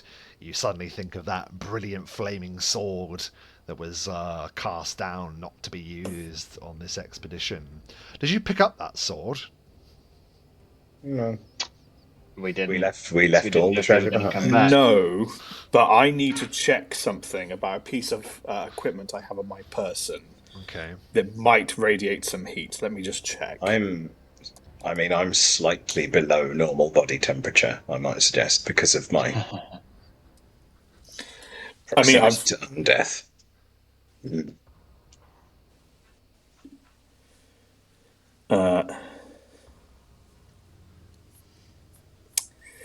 So one of the magic items that Rebellios wears around his arms are a pair of red scaled bracers, which are Crimson Dragon bracers. Not only do they boost his natural armor class, they give him fire resistance of +5. So I'm just checking if they radiate some form of heat, because if they do, that is a bad thing, which I've overlooked. Depends on what kind of heat. I mean, is it like heat as in it just literally body temperature?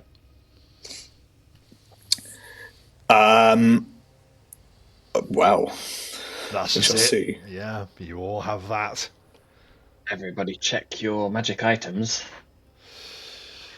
I mean, I don't have any magic items that give off heat. Certainly not. I know that I don't. I have nothing I've to got do one with called fire. Sunchain, which I'm hoping is not. Obsidian shuns fire, or his again. It's a thing to do with undeath that generally they're resistant. They don't like fire. Yeah. Naturally cool. Well, okay, I can't seem to find them, so I think that's a call you'd have to make, Rob. Well, this is the thing. You're looking at the creature, but like I said, it doesn't actually appear to be moving. So you're looking at it, and Obsidian, you know the tail, and you could have shared that with your comrades so they can check their equipment and stuff. Yeah, but then you're looking at it. It hasn't like shifted. It doesn't even seem to have moved. It sort of just sat there or stood there rather. What are we going to do here? Because obviously it's moved in the past. Yeah. Because look at the state of the place. Some point it moved. All the tales indicate to you, Obsidian, that a Chillblain is a disastrously powerful creature if the legends are true. Disastrously powerful in many ways. Yeah. So are we thinking, now this is a problem, isn't it? Because if it's still there and it's still alive, which we're assuming it is, even though it's not moving, yeah, it's just not moving. Does that mean that none of the party, there were only 4, we thought, left of the party that came up here, none of the party that came up here actually made it past this point? Well, there's a lot of blood, and there is a big gap. But then again, they might have, in some sort of kerfuffle and distraction, ran past it and got away from its kind of heat detection. Can you give me another spot check for me?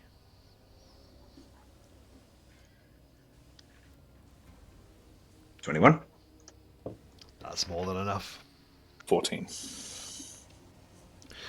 You were able to observe that there are bodies around, but in those ice crystals that I described, you note that there are a number of figures that are already frozen there. Some of them look fresh, and some of them look like they've been there for a very long time, but almost cocooned, frozen into the walls for eternity. They decorate the cavern that this thing sits in. But again, it doesn't move. It's just stood there.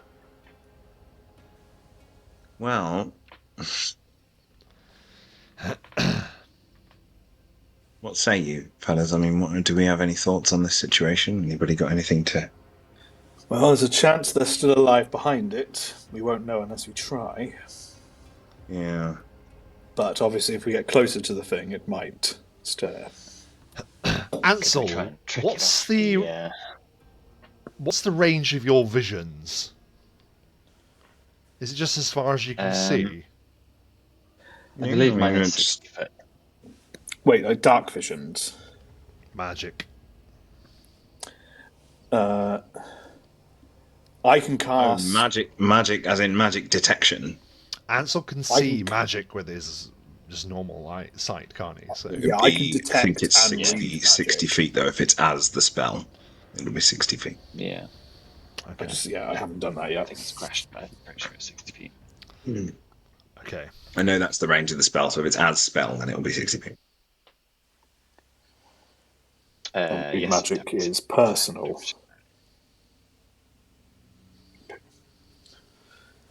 So to read it, need to be next to it. I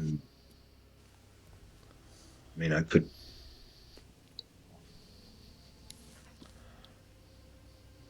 The problem, of course, if I summon some undead to go over there, all my undead that I could summon are not heat. Like, they're all cold, of course, because they're all undead, and they've also all of them got cold abilities when I summon them. They're all extra cold when I summon them, because that's part of my summoning. Hence that they all do like ice damage and stuff. So even if it was testing to see if it woke it up, I don't think it would. Crevasse. Yeah, I want to know what that is. Yeah. There's like a rucksack over there. Yeah, there's an adventurous rucksack over there. Is that a rucksack as well, or is that a rock? Yeah, that's a rucksack too. Yeah. All right. I mean, the options are: we try and get across without alerting it, and if we don't give off any heat, maybe we're okay. Or we try and just attack it. If we've got anything ranged, attack it from here and see if we can get some sort of surprise round on it. Maybe this is the effect. Maybe they paralyzed it somehow. Maybe You the know- people that came before beat it and by paralysing it, and actually we're Okay, post-battle and they've already been victorious. We know. let me do something, and we'll see. So Rebellios, he mutters something, and then he sort of goes as if he's going to touch his eye. But what he's actually doing is he's activating his eyes of truth, which are sort of like lenses that he had. Basically, he's got like contact lenses in. They give him a bonus to spot, but once per day, for 1 round only, he gets the benefit of true seeing. So I get 1 round true seeing. So I'll use it now to see things as they are and get true seeing upon this chillblane and see what is going on. Yeah, absolutely. The truth of the matter is revealed to you, like a great curtain is unveiled, and you see before you that there is a great and powerful magical creature before you. It is as Obsidian has warned. This Chillblade is a power that threatens all of you,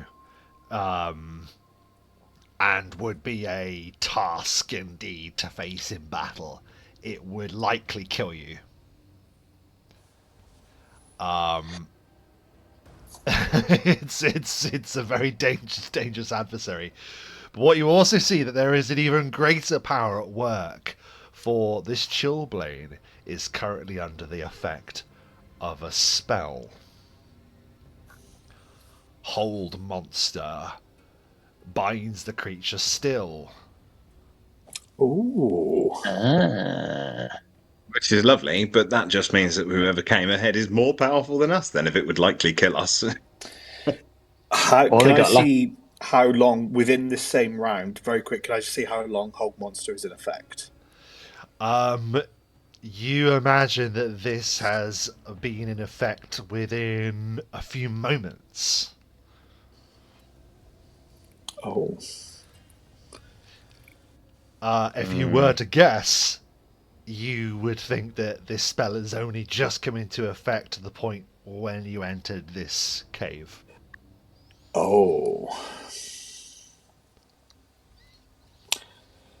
So either something is just ahead of us or something triggered, causing... Yeah, It. whatever has happened, localized or whatever, on purpose or by accident, within moments of you entering the cave, this spell took hold of the monster. And given its immense power, that would tell you something about the level of the power that was able to achieve it.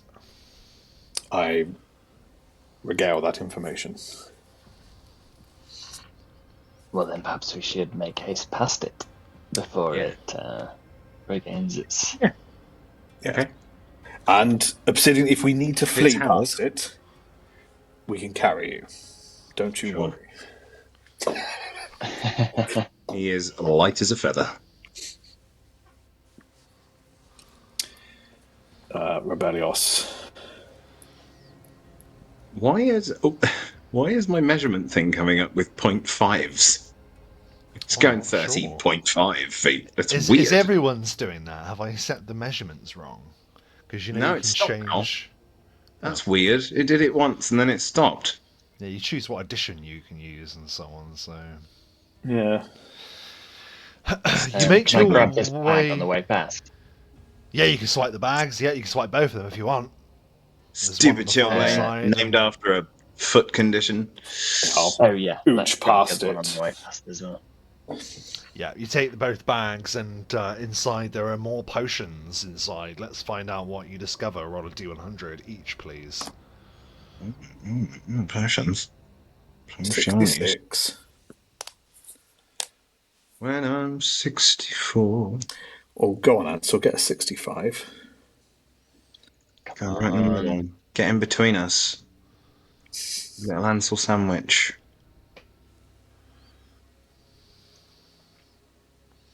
No. It's an obsidian sandwich. Nah, it wasn't a real roll. I was trying to make it auto do 65. But Rolling D65. Oh, very good. Very nice. I don't believe this. I did get 100. You got a hundo. Wow. That's crazy. Did I actually? 66, 64, and a hundo. So 66 we'll do first. Resist energy 30. Oh. I wonder what type that should be for. Now what sort of type of resist energy would be really... It's cold. It's cold. It's cold. It's Somebody cold. bring into a cave. So it's like, I'm gonna say, yeah, let's roll randomly. Ansel, That would make no I'll sense. pass that to you, seeing as both Obsidian and I still have like 4 and whatever hours left on resist energy cold. Yeah, so resist So energy that's cold yours. 30. So that's 30 protection. That's more than what I've got. Yeah. So that was the 66, 64. Shield of Faith plus 5. What did I do? Ooh.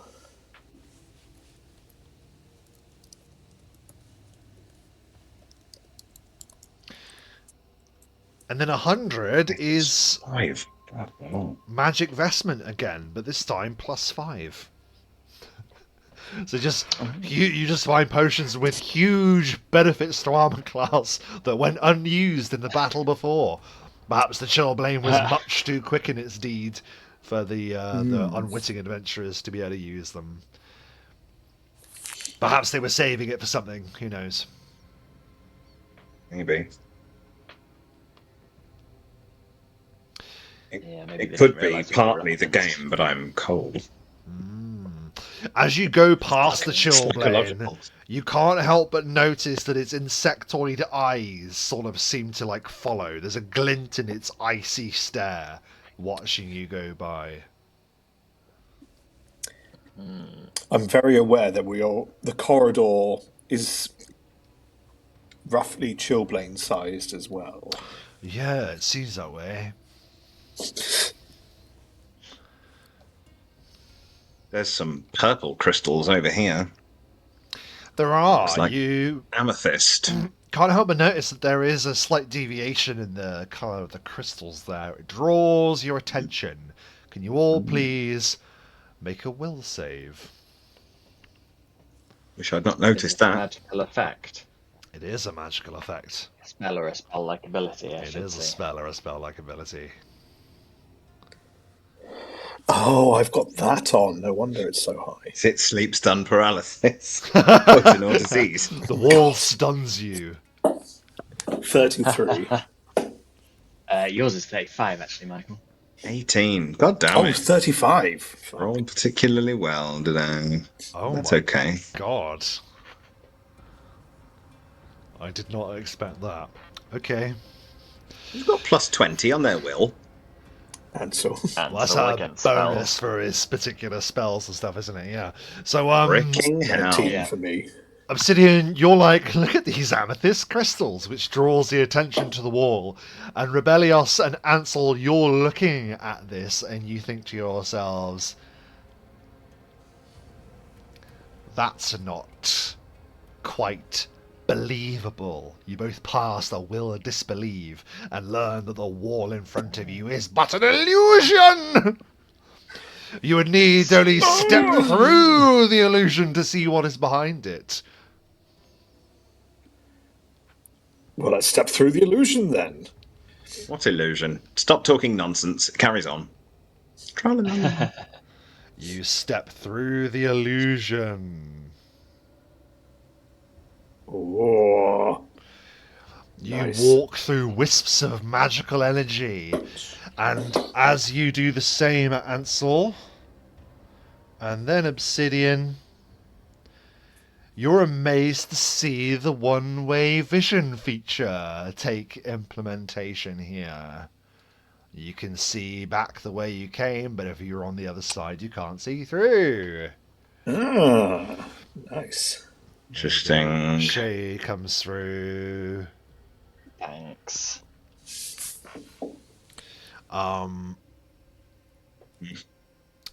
So yeah, you pass this way, and you deviate from the path better trod. A narrow corridor is in front of you, which opens up to a cavernous room here. Again, the only thing that can really be heard is almost like chimes of a distant wind leaning across the ice, like wind chimes of many different keys. Before you go any further, Yes, I'll stop it's there. too late, I think. You've already gone round, it's fine. Yeah, I'd already moved to that square. Someone's an eager beaver. Rebellios, you are walking towards that corner, and as you turn Yes. the corner, you see before you that the room opens wide, vast and cavernous, and you see the familiar glint of silver. That's a lot of silver. It is a lot of silver. Not just silver. Not just silver, but festoons of treasure line a great cavern that lies beyond. Rebellios would turn around. There's a whole bunch of silver up ahead. How much? I wish to see. A whole room. Room does not do it justice. As you come closer and closer, you see that it's almost like the entire inside of the mountain is hollowed out. Well then, I'm going to take a step closer. And then another step closer. Getting a bit of an idea of what this Whoa! could be then. So once I've gone there, they've been perhaps bringing this down bit by bit. They're thieves, plunderers. I mean, inside of a mountain, big, massive pile of treasure. I'm feeling like this is a risky situation for a dragon. And if it's that much, it's a very dangerous situation for a dragon that I do not want to be in. It is well, a voice echoes around the cavern, for strangers to knock from on high. From the darkness of the cavern, there sweeps a colossal creature. The floor shakes, the ice cracks, the silver and treasure and plunder goes up high in a tidal wave as a great white worm beholds you from a hoard of silver. And what do I owe the pleasure to? The voice comes gravelly and echoey as if a creature from another time is speaking to you. Well, there is.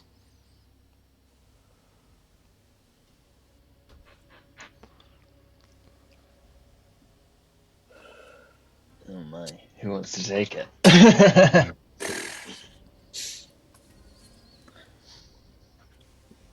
You see, I've got good charisma, but I have nothing in speaking skills. It's all for the casting.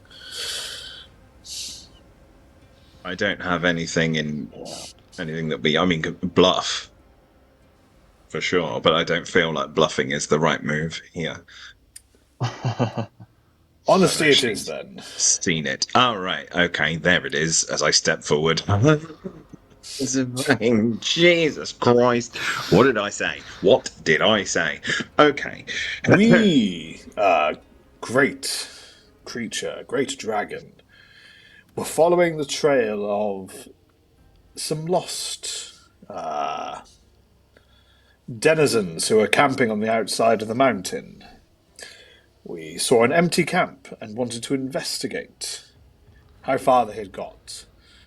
I believe we have found how far they got. My beloved servant, I sense dealt with them as it has dealt with many that have come here, seeking to take what is mine, seeking to take what sustains me here. I believe that something has already taken some of what is yours. I am quite aware of the thieves. They were able to take from my hoard what had already been removed to another part of these caverns by my former servants, my servants that have now, alas, been chased away.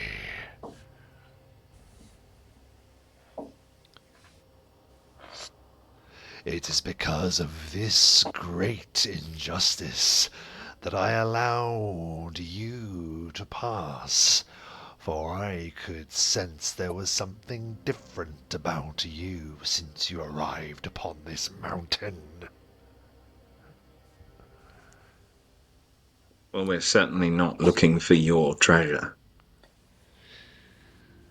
That That is much I can say. very good news. Indeed. The best news I've had in a very, very long time. You see that this dragon hasn't moved a muscle, but the ancient ice white eyes are staring up at you from his indentation. I should explain that each of these sort of cliff things are about 30 foot deep, and he's got himself a nice basin in which he rolls about in his great hoard.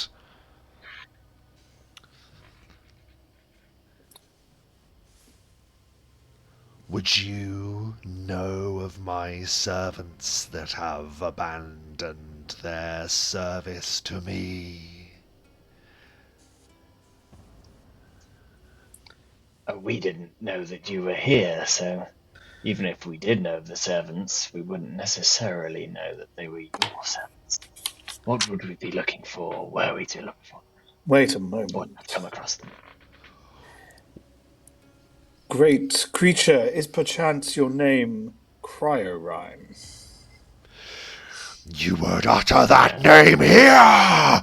And as you say it, the outburst of breath from him, it just lifts coins in their thousands high into the air with a rage. Treasure just showers down around you, and you're all sort of like forced to sort of like shield yourselves as many years' wages land all around you. Oh, God. You would utter that betrayer's name to me. I have long since forgotten my own name, driven from me in my confinement. But I remember that name. You say that you did not know that I was here, strange one. Tell me, what manner of traveller climbs the worm's teeth, unknowing what he will find? We arrived here in unfortunate circumstances. This was not our intended location.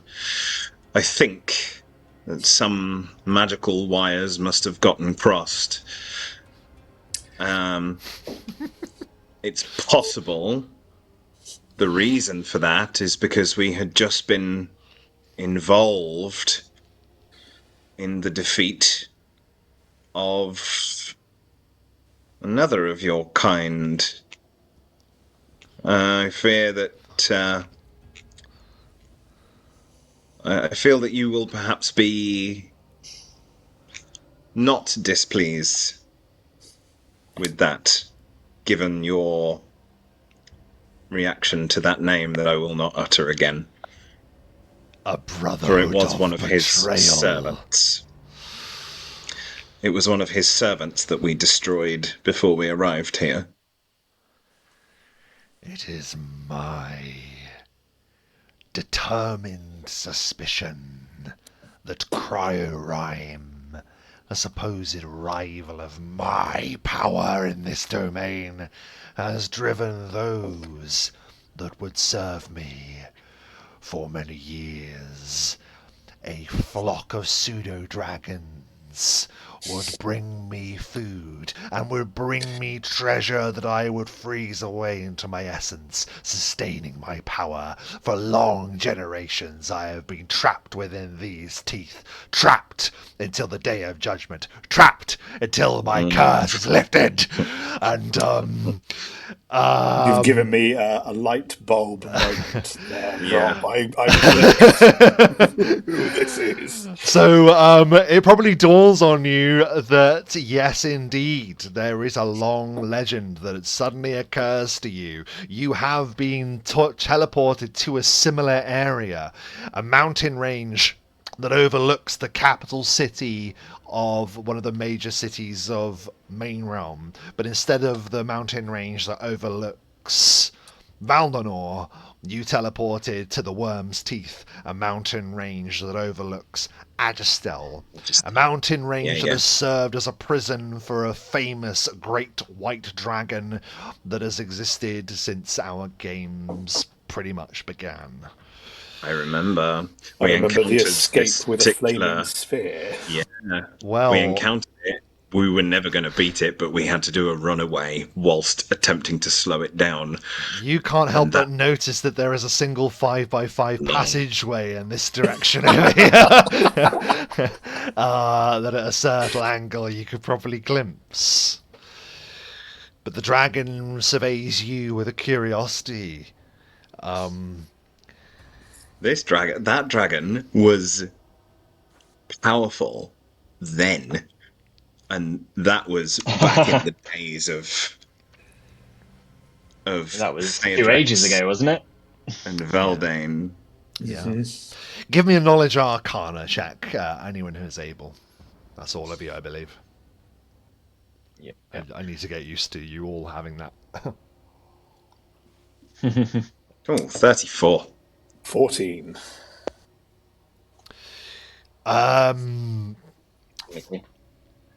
14 tells you this is a big dragon, and the bigger the dragon is, the more powerful they are. Ansel, you know that the size category is colossal. You understand that this is the apex of what a dragon can become. Obsidian with a 34. You know that this is the dragon of legend, a dragon so old that its name is lost in the mist of time, so long ago that it even itself doesn't recall its own name. This is a dragon that it was present within the first era, where gods clashed with the dragons of the forging of the world, it is said. But this particular dragon, as mighty as it is, has been trapped inside this mountain for a very long time. With your 34, you can tell that this dragon, without the food that was brought to it by a great host of pseudo-dragons that have now gone missing, this dragon has now resorted to devouring the treasure that is all around it. And for a colossal dragon, that hoard ain't nothing. That hoard is diminished. The dragon, like the wizards came to learn, can burn away wealth and magical items in exchange for power. And it seems that this is how this dragon is continuing to survive now. That is something that you clock. The first dragon we ever encountered. The first colossal dragon that we ever encountered, yes. I say it was definitely early days when started playing. Campaign. It was the second Mike's campaign, first ever campaign with us. Yeah. Yeah. Wow, that is a famous dragon, isn't it? Okay, so we've sussed that. We've And sussed it's what's personal. happened here. Yeah.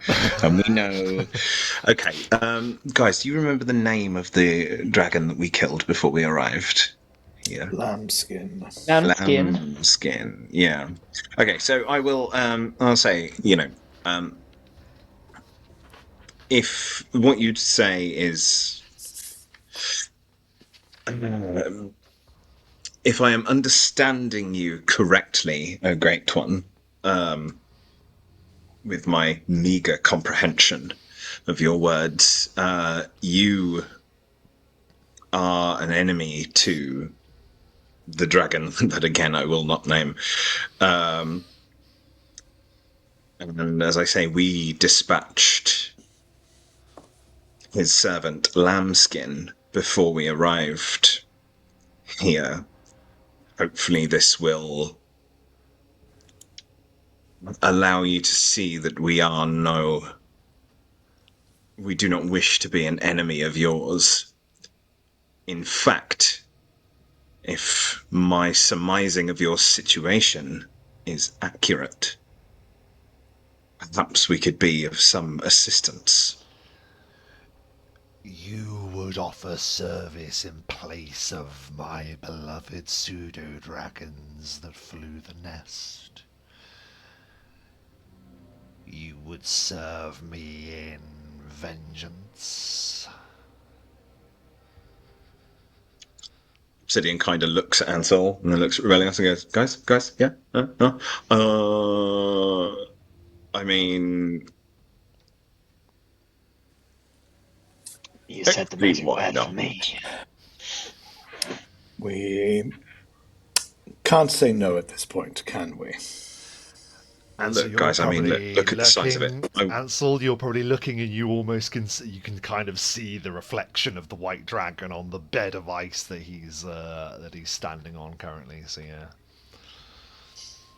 I think that to have to be on the good in the good graces of a creature this powerful, whether it be able to leave here or not, fight on our behalf, blah blah blah, anything like that, just to be in the good graces of something that commands such power, has such knowledge, which is what I'm interested in, and also such treasure that maybe it might pay us with, that can't be a bad thing, right?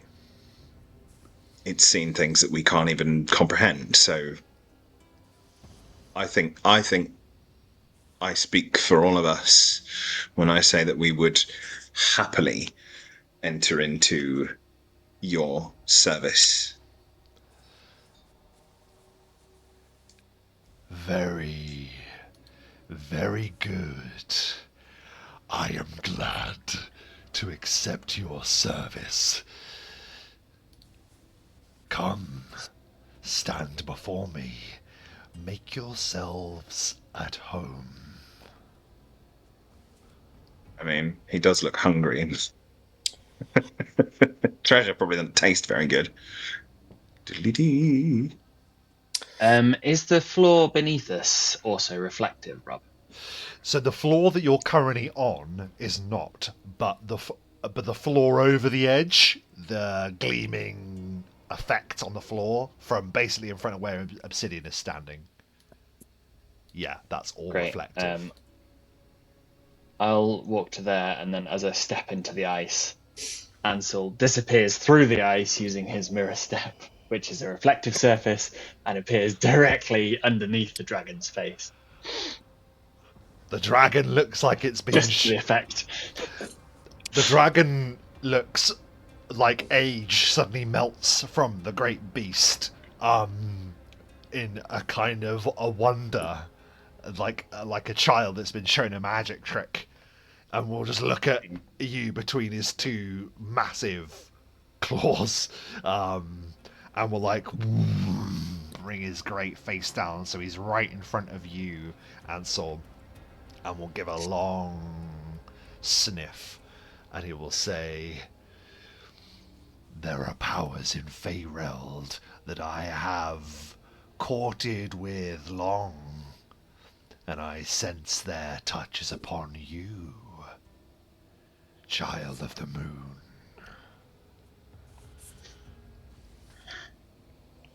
Ansel will look back at the dragon with his reflective eyes, and he'll say,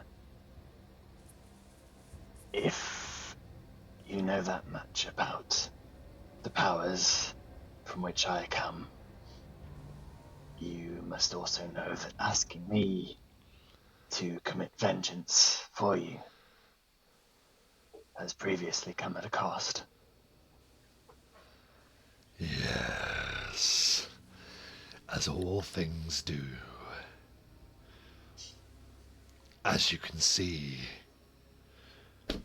I am not short of paying such a cost, but deeds are something that perhaps words that coin cannot buy.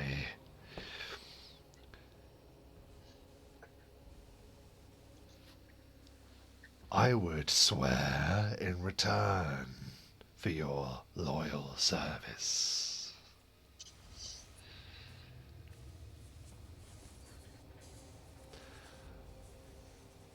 I have been here for eons, it feels. The days are without number. Long, long. It has been long since I stopped counting. I merely wish to feel the wind beneath my wings. As I believe a certain bard penned it long ago.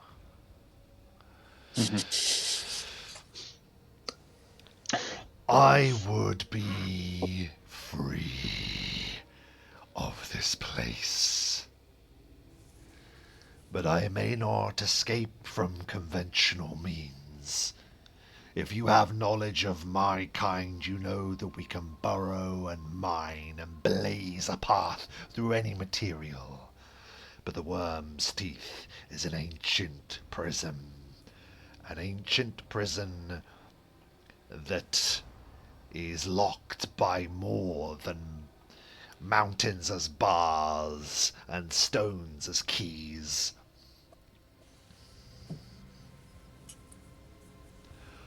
I would find the knowledge to free me onto this world.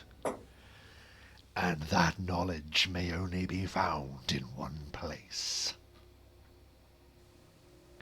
Long before the great age of ice fell upon Ireland, there was a hall of artifacts that lay in the very heart of this realm. It is there that I believe the secret can be found. It is there, I believe, that my so-called rival seeks this secret to ensure I never return. So if it is an agreement that you wish to strike, know that this is the outcome that I seek. I have given you courtesy and held back the Chillblade from devouring your entry here. I see, yeah, of course. Will you not show the courtesy to me and allow an old dragon one last flight? And you look and you see his great wings, while broad and wide, and the wingspan that will probably cover this room if he held them wide. You can see that they are withered, tired from not using them. You can probably tell that him swooping down from above was the maximum of his in-flight ability at this time, stuck as he is in this eternal prison. Mm.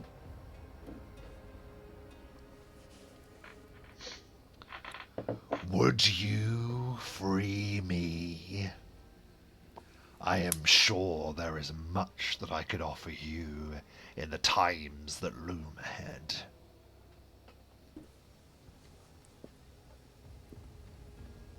There is a war coming. They call it the end times.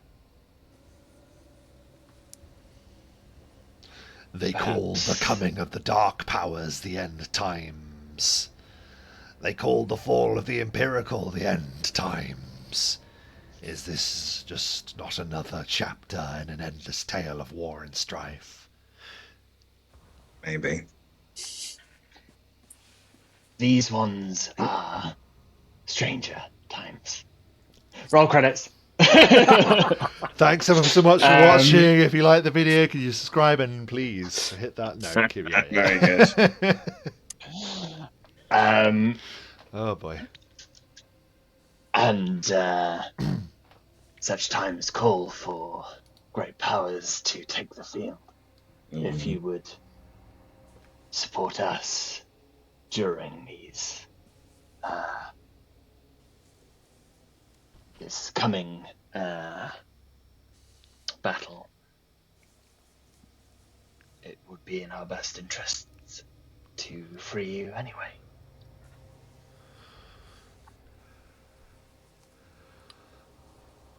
I'm so glad that we can agree upon this so easily. I believe.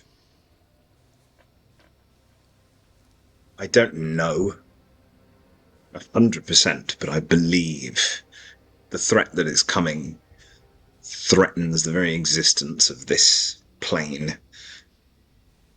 So I really do think that the end times could be coming, the apocalypse. And we are fighting against it, but it is possible that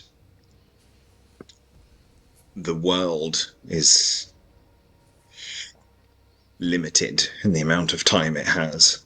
And if that is the case, a creature such as yourself, a creature that has existed as long as you, should not be bound in a place like this, unable to see the sky when it all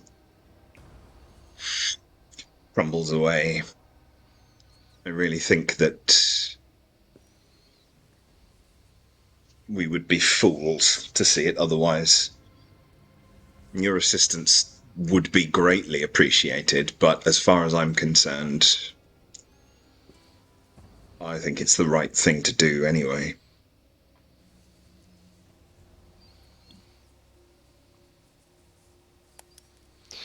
Something tells me that this hall of artifacts is not news to you.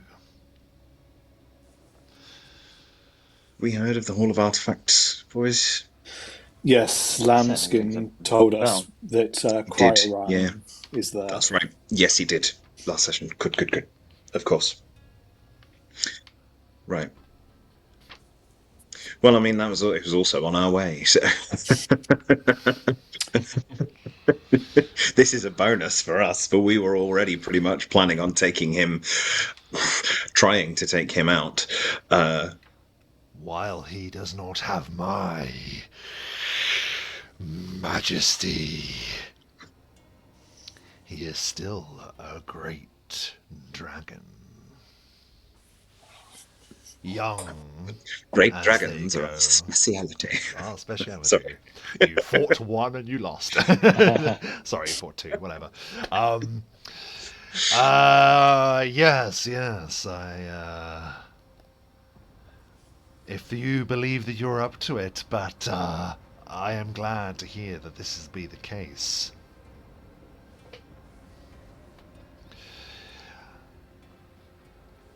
So you will honor this then? If you free me, I will aid you in the wars to come.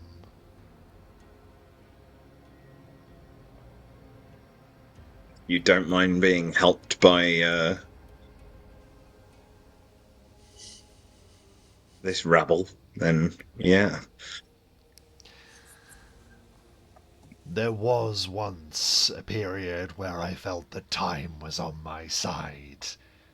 My flock of pseudo-dragons would Feed me to the point my belly would burst.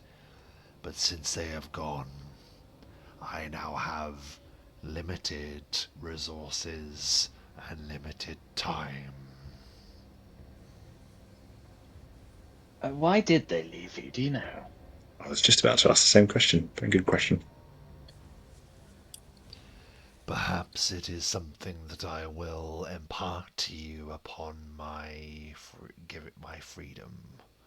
Fair. For the tale is long, and those that speak Draconic still struggle with the old tongue. Oh, I do speak Draconic. Had to check. But I will say this. The rules of the great game, Zorfin Dal, the game of the dragons, is a cruel one. Let us hope that the great game does not cost you as much as it has cost me.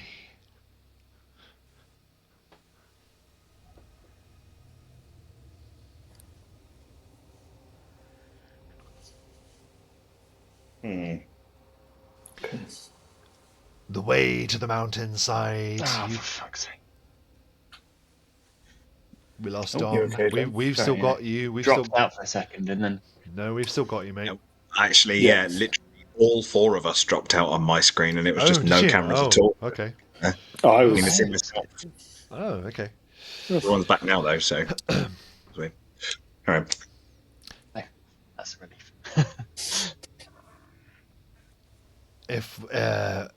If there is anything else that you would ask of me, please, as you can see, I'm not busy.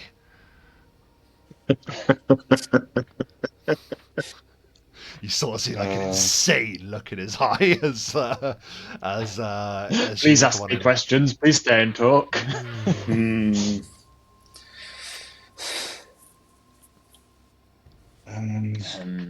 Do you have any way to aid us in our expedition? Whether that be physical ways or information.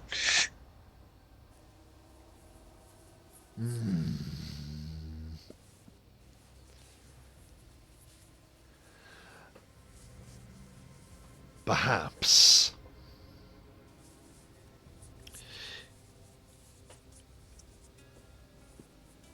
No, it will be no mean feat to stand before Rydym, a trickster of our kind, and what he lacks in brute force and the immense arcane power of a ancient dragon he more than makes up for in his sly ways. If there are weapons that I can offer you within my hoard, then they will be yours. But something tells Maybe him. me that is Uses something weapons, I I think. can't offer you. Well, you have a very specific weapon, don't you, Rebellios? Yes, it's a very specific two-handed maul. He has a warhammer as well as like a backup weapon, but yeah. It seems that you are already well equipped, but I can give you reward in what coin you can carry. We wouldn't want to starve you. Well, no, but then when he rewards us, he'll be able to escape, won't he? So he won't be starving anymore. Oh yes, post escape, sure. I find that I am able to trust in you. There is something different about your presence. It is why I held the guardian of the passages here. We were a little worried about that. Yes. He's an intimidating creature. that your blade is to be feared. An immensely powerful creature, says the colossal dragon.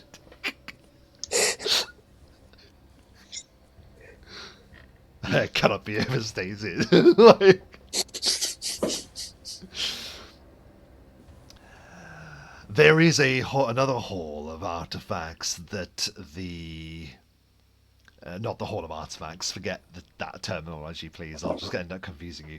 There is another chamber within this place that holds a number of magical items. A chamber that I have never been able to reach because of my immense majesty. It is where the pseudo dragons. It is where the pseudo dragons would nest when they were once here. He seems like legitimately upset that the pseudo dragons aren't here anymore. Within their chamber, I can sense that there is great power in there. Perhaps you would like to help yourselves to whatever you find in there, but I will warn you, what is responsible for chasing those pseudo-dragons away under Rym's design, no doubt, may still reside there. Well, that sounds like a challenge, which we relish. We are facing every challenge that we can come across in order to strengthen our resolve and steel ourselves for our future trials and tribulations. We're trying to get more XP. So we will fight anything that comes against us. Plus, if we remove the threat, perhaps your precious pseudo dragons might be more tempted to return in time. Yes. Yes. I would welcome them back. I do miss them. He misses his friends. His servants. Genuinely sad. Like, this guy, I remember that he was trapped in here back then. He couldn't chase us out, and we had to kind of hold him off briefly while we ran the mostly only hell saw away. his eye. At that Yeah, we point, barely saw anything. We were throwing like fire back at him, right, to try and slow him down. Or no, it wasn't even at him. We threw fire at the passageway to collapse it, so he couldn't you chased chase your us. own flaming sphere to get out. If you Obsidian would just move slightly north of the map, so you can illuminate around that corner. There you go. There it is. So we ran down there and escaped. Straight line was made by a flaming sphere that burned through the ice to escape. Yeah, and that passageway is still there. Theodrix, I believe. And Valdane. Yeah, that did that. And it was Valdane that burned the... He had the flaming sphere and they ran up the thing with it in front of them. But then it promptly fell over the cliff, which looms beyond. So, yeah. But it was scary then. And I remember, like, if he's been in here that long, like, yeah, he was scary and yeah, he was a threat. And he was kind of the first inkling that we had in the game that if you go the wrong way, you know, and not everything in the world is suited to your level, and it was a real lesson that we faced. But now it's really quite tragic. I mean, that's genuinely sad. And he's been forced to consuming his own horde, which, you know, means a lot to a dragon, and that's really sad, man. What the hell? I have thoughts about that, but I will explain what they are post-session, because I don't think Rebellios would have those thoughts, but... Yes. You were stunning. I mean, I loved it. Oh, so good. You were wise enough to see through the illusion that guards the passage here. Illusion of my design. But beyond, if you keep following that path, you will find the nest of the pseudo-dragons. You will find their tormentor. And we shall attempt to rid these caves of it, and we shall do it in your name. In your sort of name. In your presence. You don't have a name. Damn it. We'll do it in your honor. You only know him as the great white worm. Yeah. Yes. Yes. Okay, let's do that. At least reach the chamber, can't we? Let's go. Yeah, well, that will require you to head back the way you came then, so the dragon just watches you, like his eyes do not leave you as you pass back up out of the chamber. Do you want me to drag you, Ansel? You got it? We will return. You have our word. And in greater numbers. The word of the strangers. Da, da, da, da.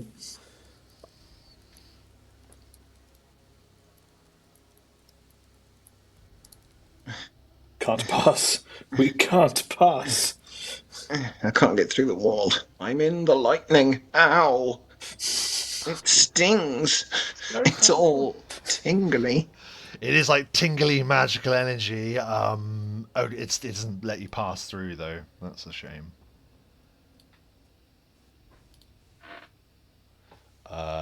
We shall pass. That's how it goes, right? Bounce. Famously. Oh yes, of course. Oh God. Tokens. Fly, you silly bastards. Kadoosh, kadoosh, kadoosh, kadoosh. Come back. Yeah. There we go. Hey. Yep, as true to his word, the passageway continues in that direction. Well, let's have a peek around the corner. Scanning tunnels. You peek Let's have a- around the corner and... I say have a peek. I'm not sneaking. I'm just going to go, hello. Hello. Yeah. Probably was more. You can see that in contrast to the Great Chamber that you were in before, you're sort of like in what appears to be sort of like a cavernous nest. There is a modest grouping of silver coins that are sort of nestled around here. You can see that there are bones of some draconic remains, some more humanoid-looking remains, and also very empty as well. You see that there is a pile of treasure in the bottom corner there. There are some treasure chests there. Obsidian, please give me a spot check as you stand there. Much of a threat going on, though, does there? 21. Unfortunately, not enough. What is your touch armor class? My touch armor class is 14.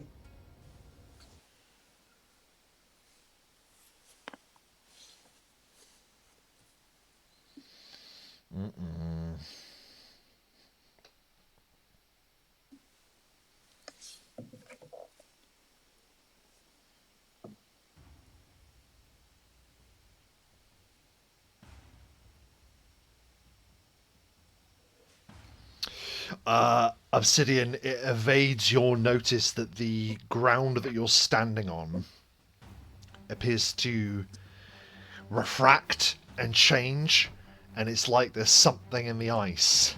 There's something in the ice below you. Your touch armor class is struck as two terrible icy hands explode out of the ice and touch you. We need to make an opposed grapple, please, as a No, not. creature just net, isn't it? explodes out of the ice. Ooh. I mean, there's my grapple. Oh, it's actually, I mean, It's all right. That's not 21. bad. It's not, yeah. But it's a large creature. It's going to definitely beat that, of course. But whatever. That's one of the better grapples I've ever done. So I'll take it. I'm afraid it does beat your grapple, Obsidian, and Absolutely expected. in its grasp, you are horrified to see what is in front of you. There's something strangely familiar about the power that governs this foe. At first, with all of you looking around in this split second, you think that Obsidian has been seized by some kind of ice elemental. But it's worse than that. The ice is but a shell. The ice is but armour. And within that armour, they're riding it like it's a suit of power armor almost, is a desiccated, frozen body, and it gives a Dead rasping, horrendous laugh. And that is where we're going to leave our session tonight. Fits me. Put me down. Put me down. It's a very cool thought. I love that. Mm. As the terrible foe that faces you, that'll be what we return to. So as we do at the end of every session, we quickly discuss our thoughts and feelings at the end of the game. And Michael, you said that you had a light bulb moment. What was it that you wanted to say that your character doesn't want to say, given that you are the father of the dragon? Yes. Yeah, it was nice to see my first dragon. So technically, the pseudo dragons were sort of like my first dragons, but my first proper dragon make a reappearance with lore behind him, which was quite cool. And just to kind of summarize, I think I enjoyed the setup and that sort of the build up to this creature. I mean, it's always okay. We're so far away that it's nice to get that build up into something that's so powerful that it gets its sort of the privilege of having that build up and that momentum to it. The thing that came to mind as a player, not to Rebellios, it's when you said that he's been eating his horde to survive. And here's a thing. I don't know. I'm probably completely off on the way track. And it's dragon liches, aka dracoliches, become dracoliches from dragons by consuming their entire horde. That is how they make their phylactery. They consume an entire horde, and it's not a small horde. It's a massive horde. That process is what turns them into a dracolich. So as soon as you say he's been eating his horde to survive, that's immediate. I was like, oh, fuck. If this is the route we're going down, that's a greater evil that's potentially sat and just brewing and waiting. But maybe another reason to get him out of there and stop him from finishing his supper, perhaps. Maybe. But yes, very much enjoyed it. Lots of epic moments there. So yes, good fun. We'll come back to the dragon. Well, it's probably what we'll mostly talk about. But Dom, thoughts and feelings at the end of the session? I had a feeling something was going on in that realm when we came across the tent full of silver coins. I was like, this is sort of silver-coloured dragon potentially, or something in that family. If not, I didn't quite think it was going to be colossal, ancient. Presumably one of the last of the sort of first era dragons, if it's been around that long. Like, Yeah, there definitely. can't be many of them, can there? Not many. So that's a really cool bit of the story we get to experience and be a part of. I enjoyed it asking for vengeance, and that's always going to be Ansel's. It's not even that he wants to do it; it's just it's all he hears, and he's in. But then perhaps there's a way around having to do some sort of revenge pact for the colossal dragon, and we can perhaps, if we release it, that might be a better route than anything else. But it's very exciting to talk to a dragon as ever, and when you get to that size dragon, it's always about our level. Maybe if you're epic, you can fight it, but it's usually going to be around either trying to escape it or trying to schmooze it until it Yeah. lets you live. We went with the smooth option today. I mean, you've got to Check out try a that. schmooze, haven't you? Yeah, for real, for sure. Yeah, great points. Matt, thoughts and feelings at the end of the session? Yeah, I think it was really funny because I could see the moment it hit me and Mike certainly at exactly the same time. We were like, oh yeah. I Oh, that remember massive white it's dragon. That crazy, massive isn't one, it? right? Given that we were perhaps not always entirely of sound mind, we'll say, when we played this back in the day, we we were under the effects. But I remember that session. I remember that moment really quite clearly. I remember how when we entered that chamber, thinking like, okay, we're going to explore, blah blah blah, and it came down from above the doorway and it waited for us to walk past it and then sort of snaked down over the door behind us and essentially like closed off the light, and we were like, oh shit. It was a really like, oh my god moment.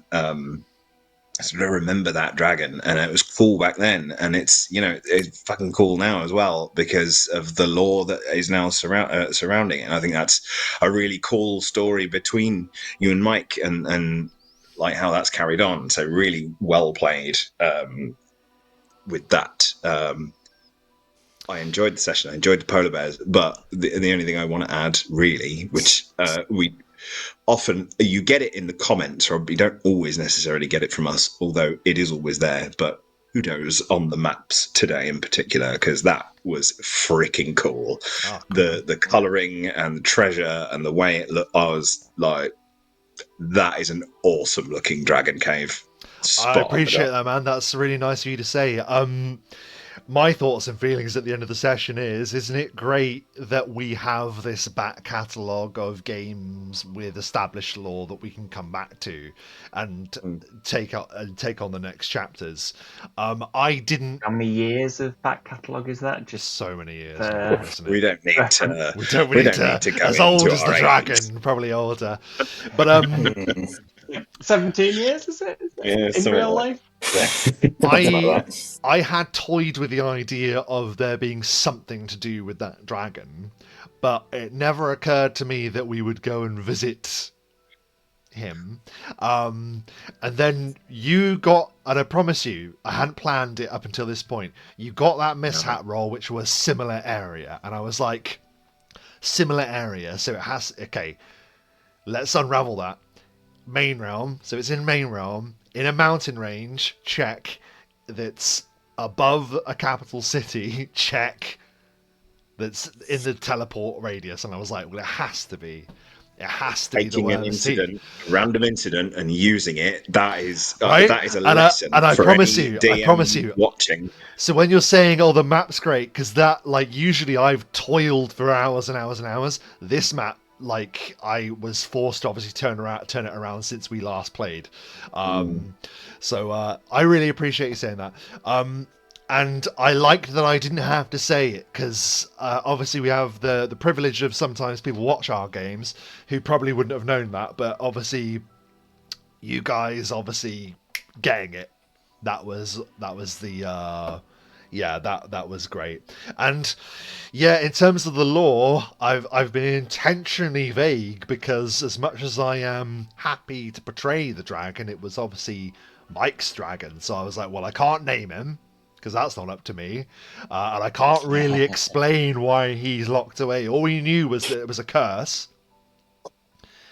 So the only thing that I've added to it is that it was something to do with Zorvin Dal, which is the great game, which of course we had a whole other campaign about, where the dragons were playing their version of chess, deciding who rules what countries and who rises and who falls. So he was obviously at the losing end of something to do with that back in the first era or at some point in the past. But he has got a reason, and maybe Mike and I should have a discussion about the exact details of that. But Because I think it's one of those things, isn't it, where we created all of this by playing it and creating it together. We're going to have certain bits of story that cross over that we pick up from other people's stories. And I think that this was a really respectful and clever and good way of doing it. I know that if any of my ideas got used in one of you guys' games, I would be, if it came across like that, be well chuffed. So maybe Matthew, they already have. maybe, but I'm just saying, I think we're all pretty chill about it, and it's for sure. awesome. Yeah. I think because we all just love a good story. I'm looking forward to a wagon appearing in the sky out of nowhere. Filled with known lurid known material. Yes. That's referencing my one contribution to the old game. That's nonsense, because it might be one contribution, but Miraculous Mark was a huge contribution, though. Miraculous Mark, he did some amazing feats. So Miraculous Mark is the reason we're missing a Lord of Hell. Which has in turn triggered the whole events with the 9 Hells moving forward. Yeah. I think any one of our characters, all 4 of us, has altered this world and shaped it to be what it is, and it's wonderful that we've got that. It's a really cool thing that we've made, that we're still making. I love it. Yeah. And who knows what the next chapter will tell? Well, there's only one way to find out, and that is to come back to the next time on Bone the Rolls. We're just gonna on-roll. My brain's just melted. We're going into overdrive. Why don't you find out what happens next time? The next time we roll the bones, and we will end the session, as we always say, the eternal phrase, bone them rolls. See you next time. Like and subscribe. Bone them rolls. Don't tell your mum. Yep. Don't kill polar bears in real life.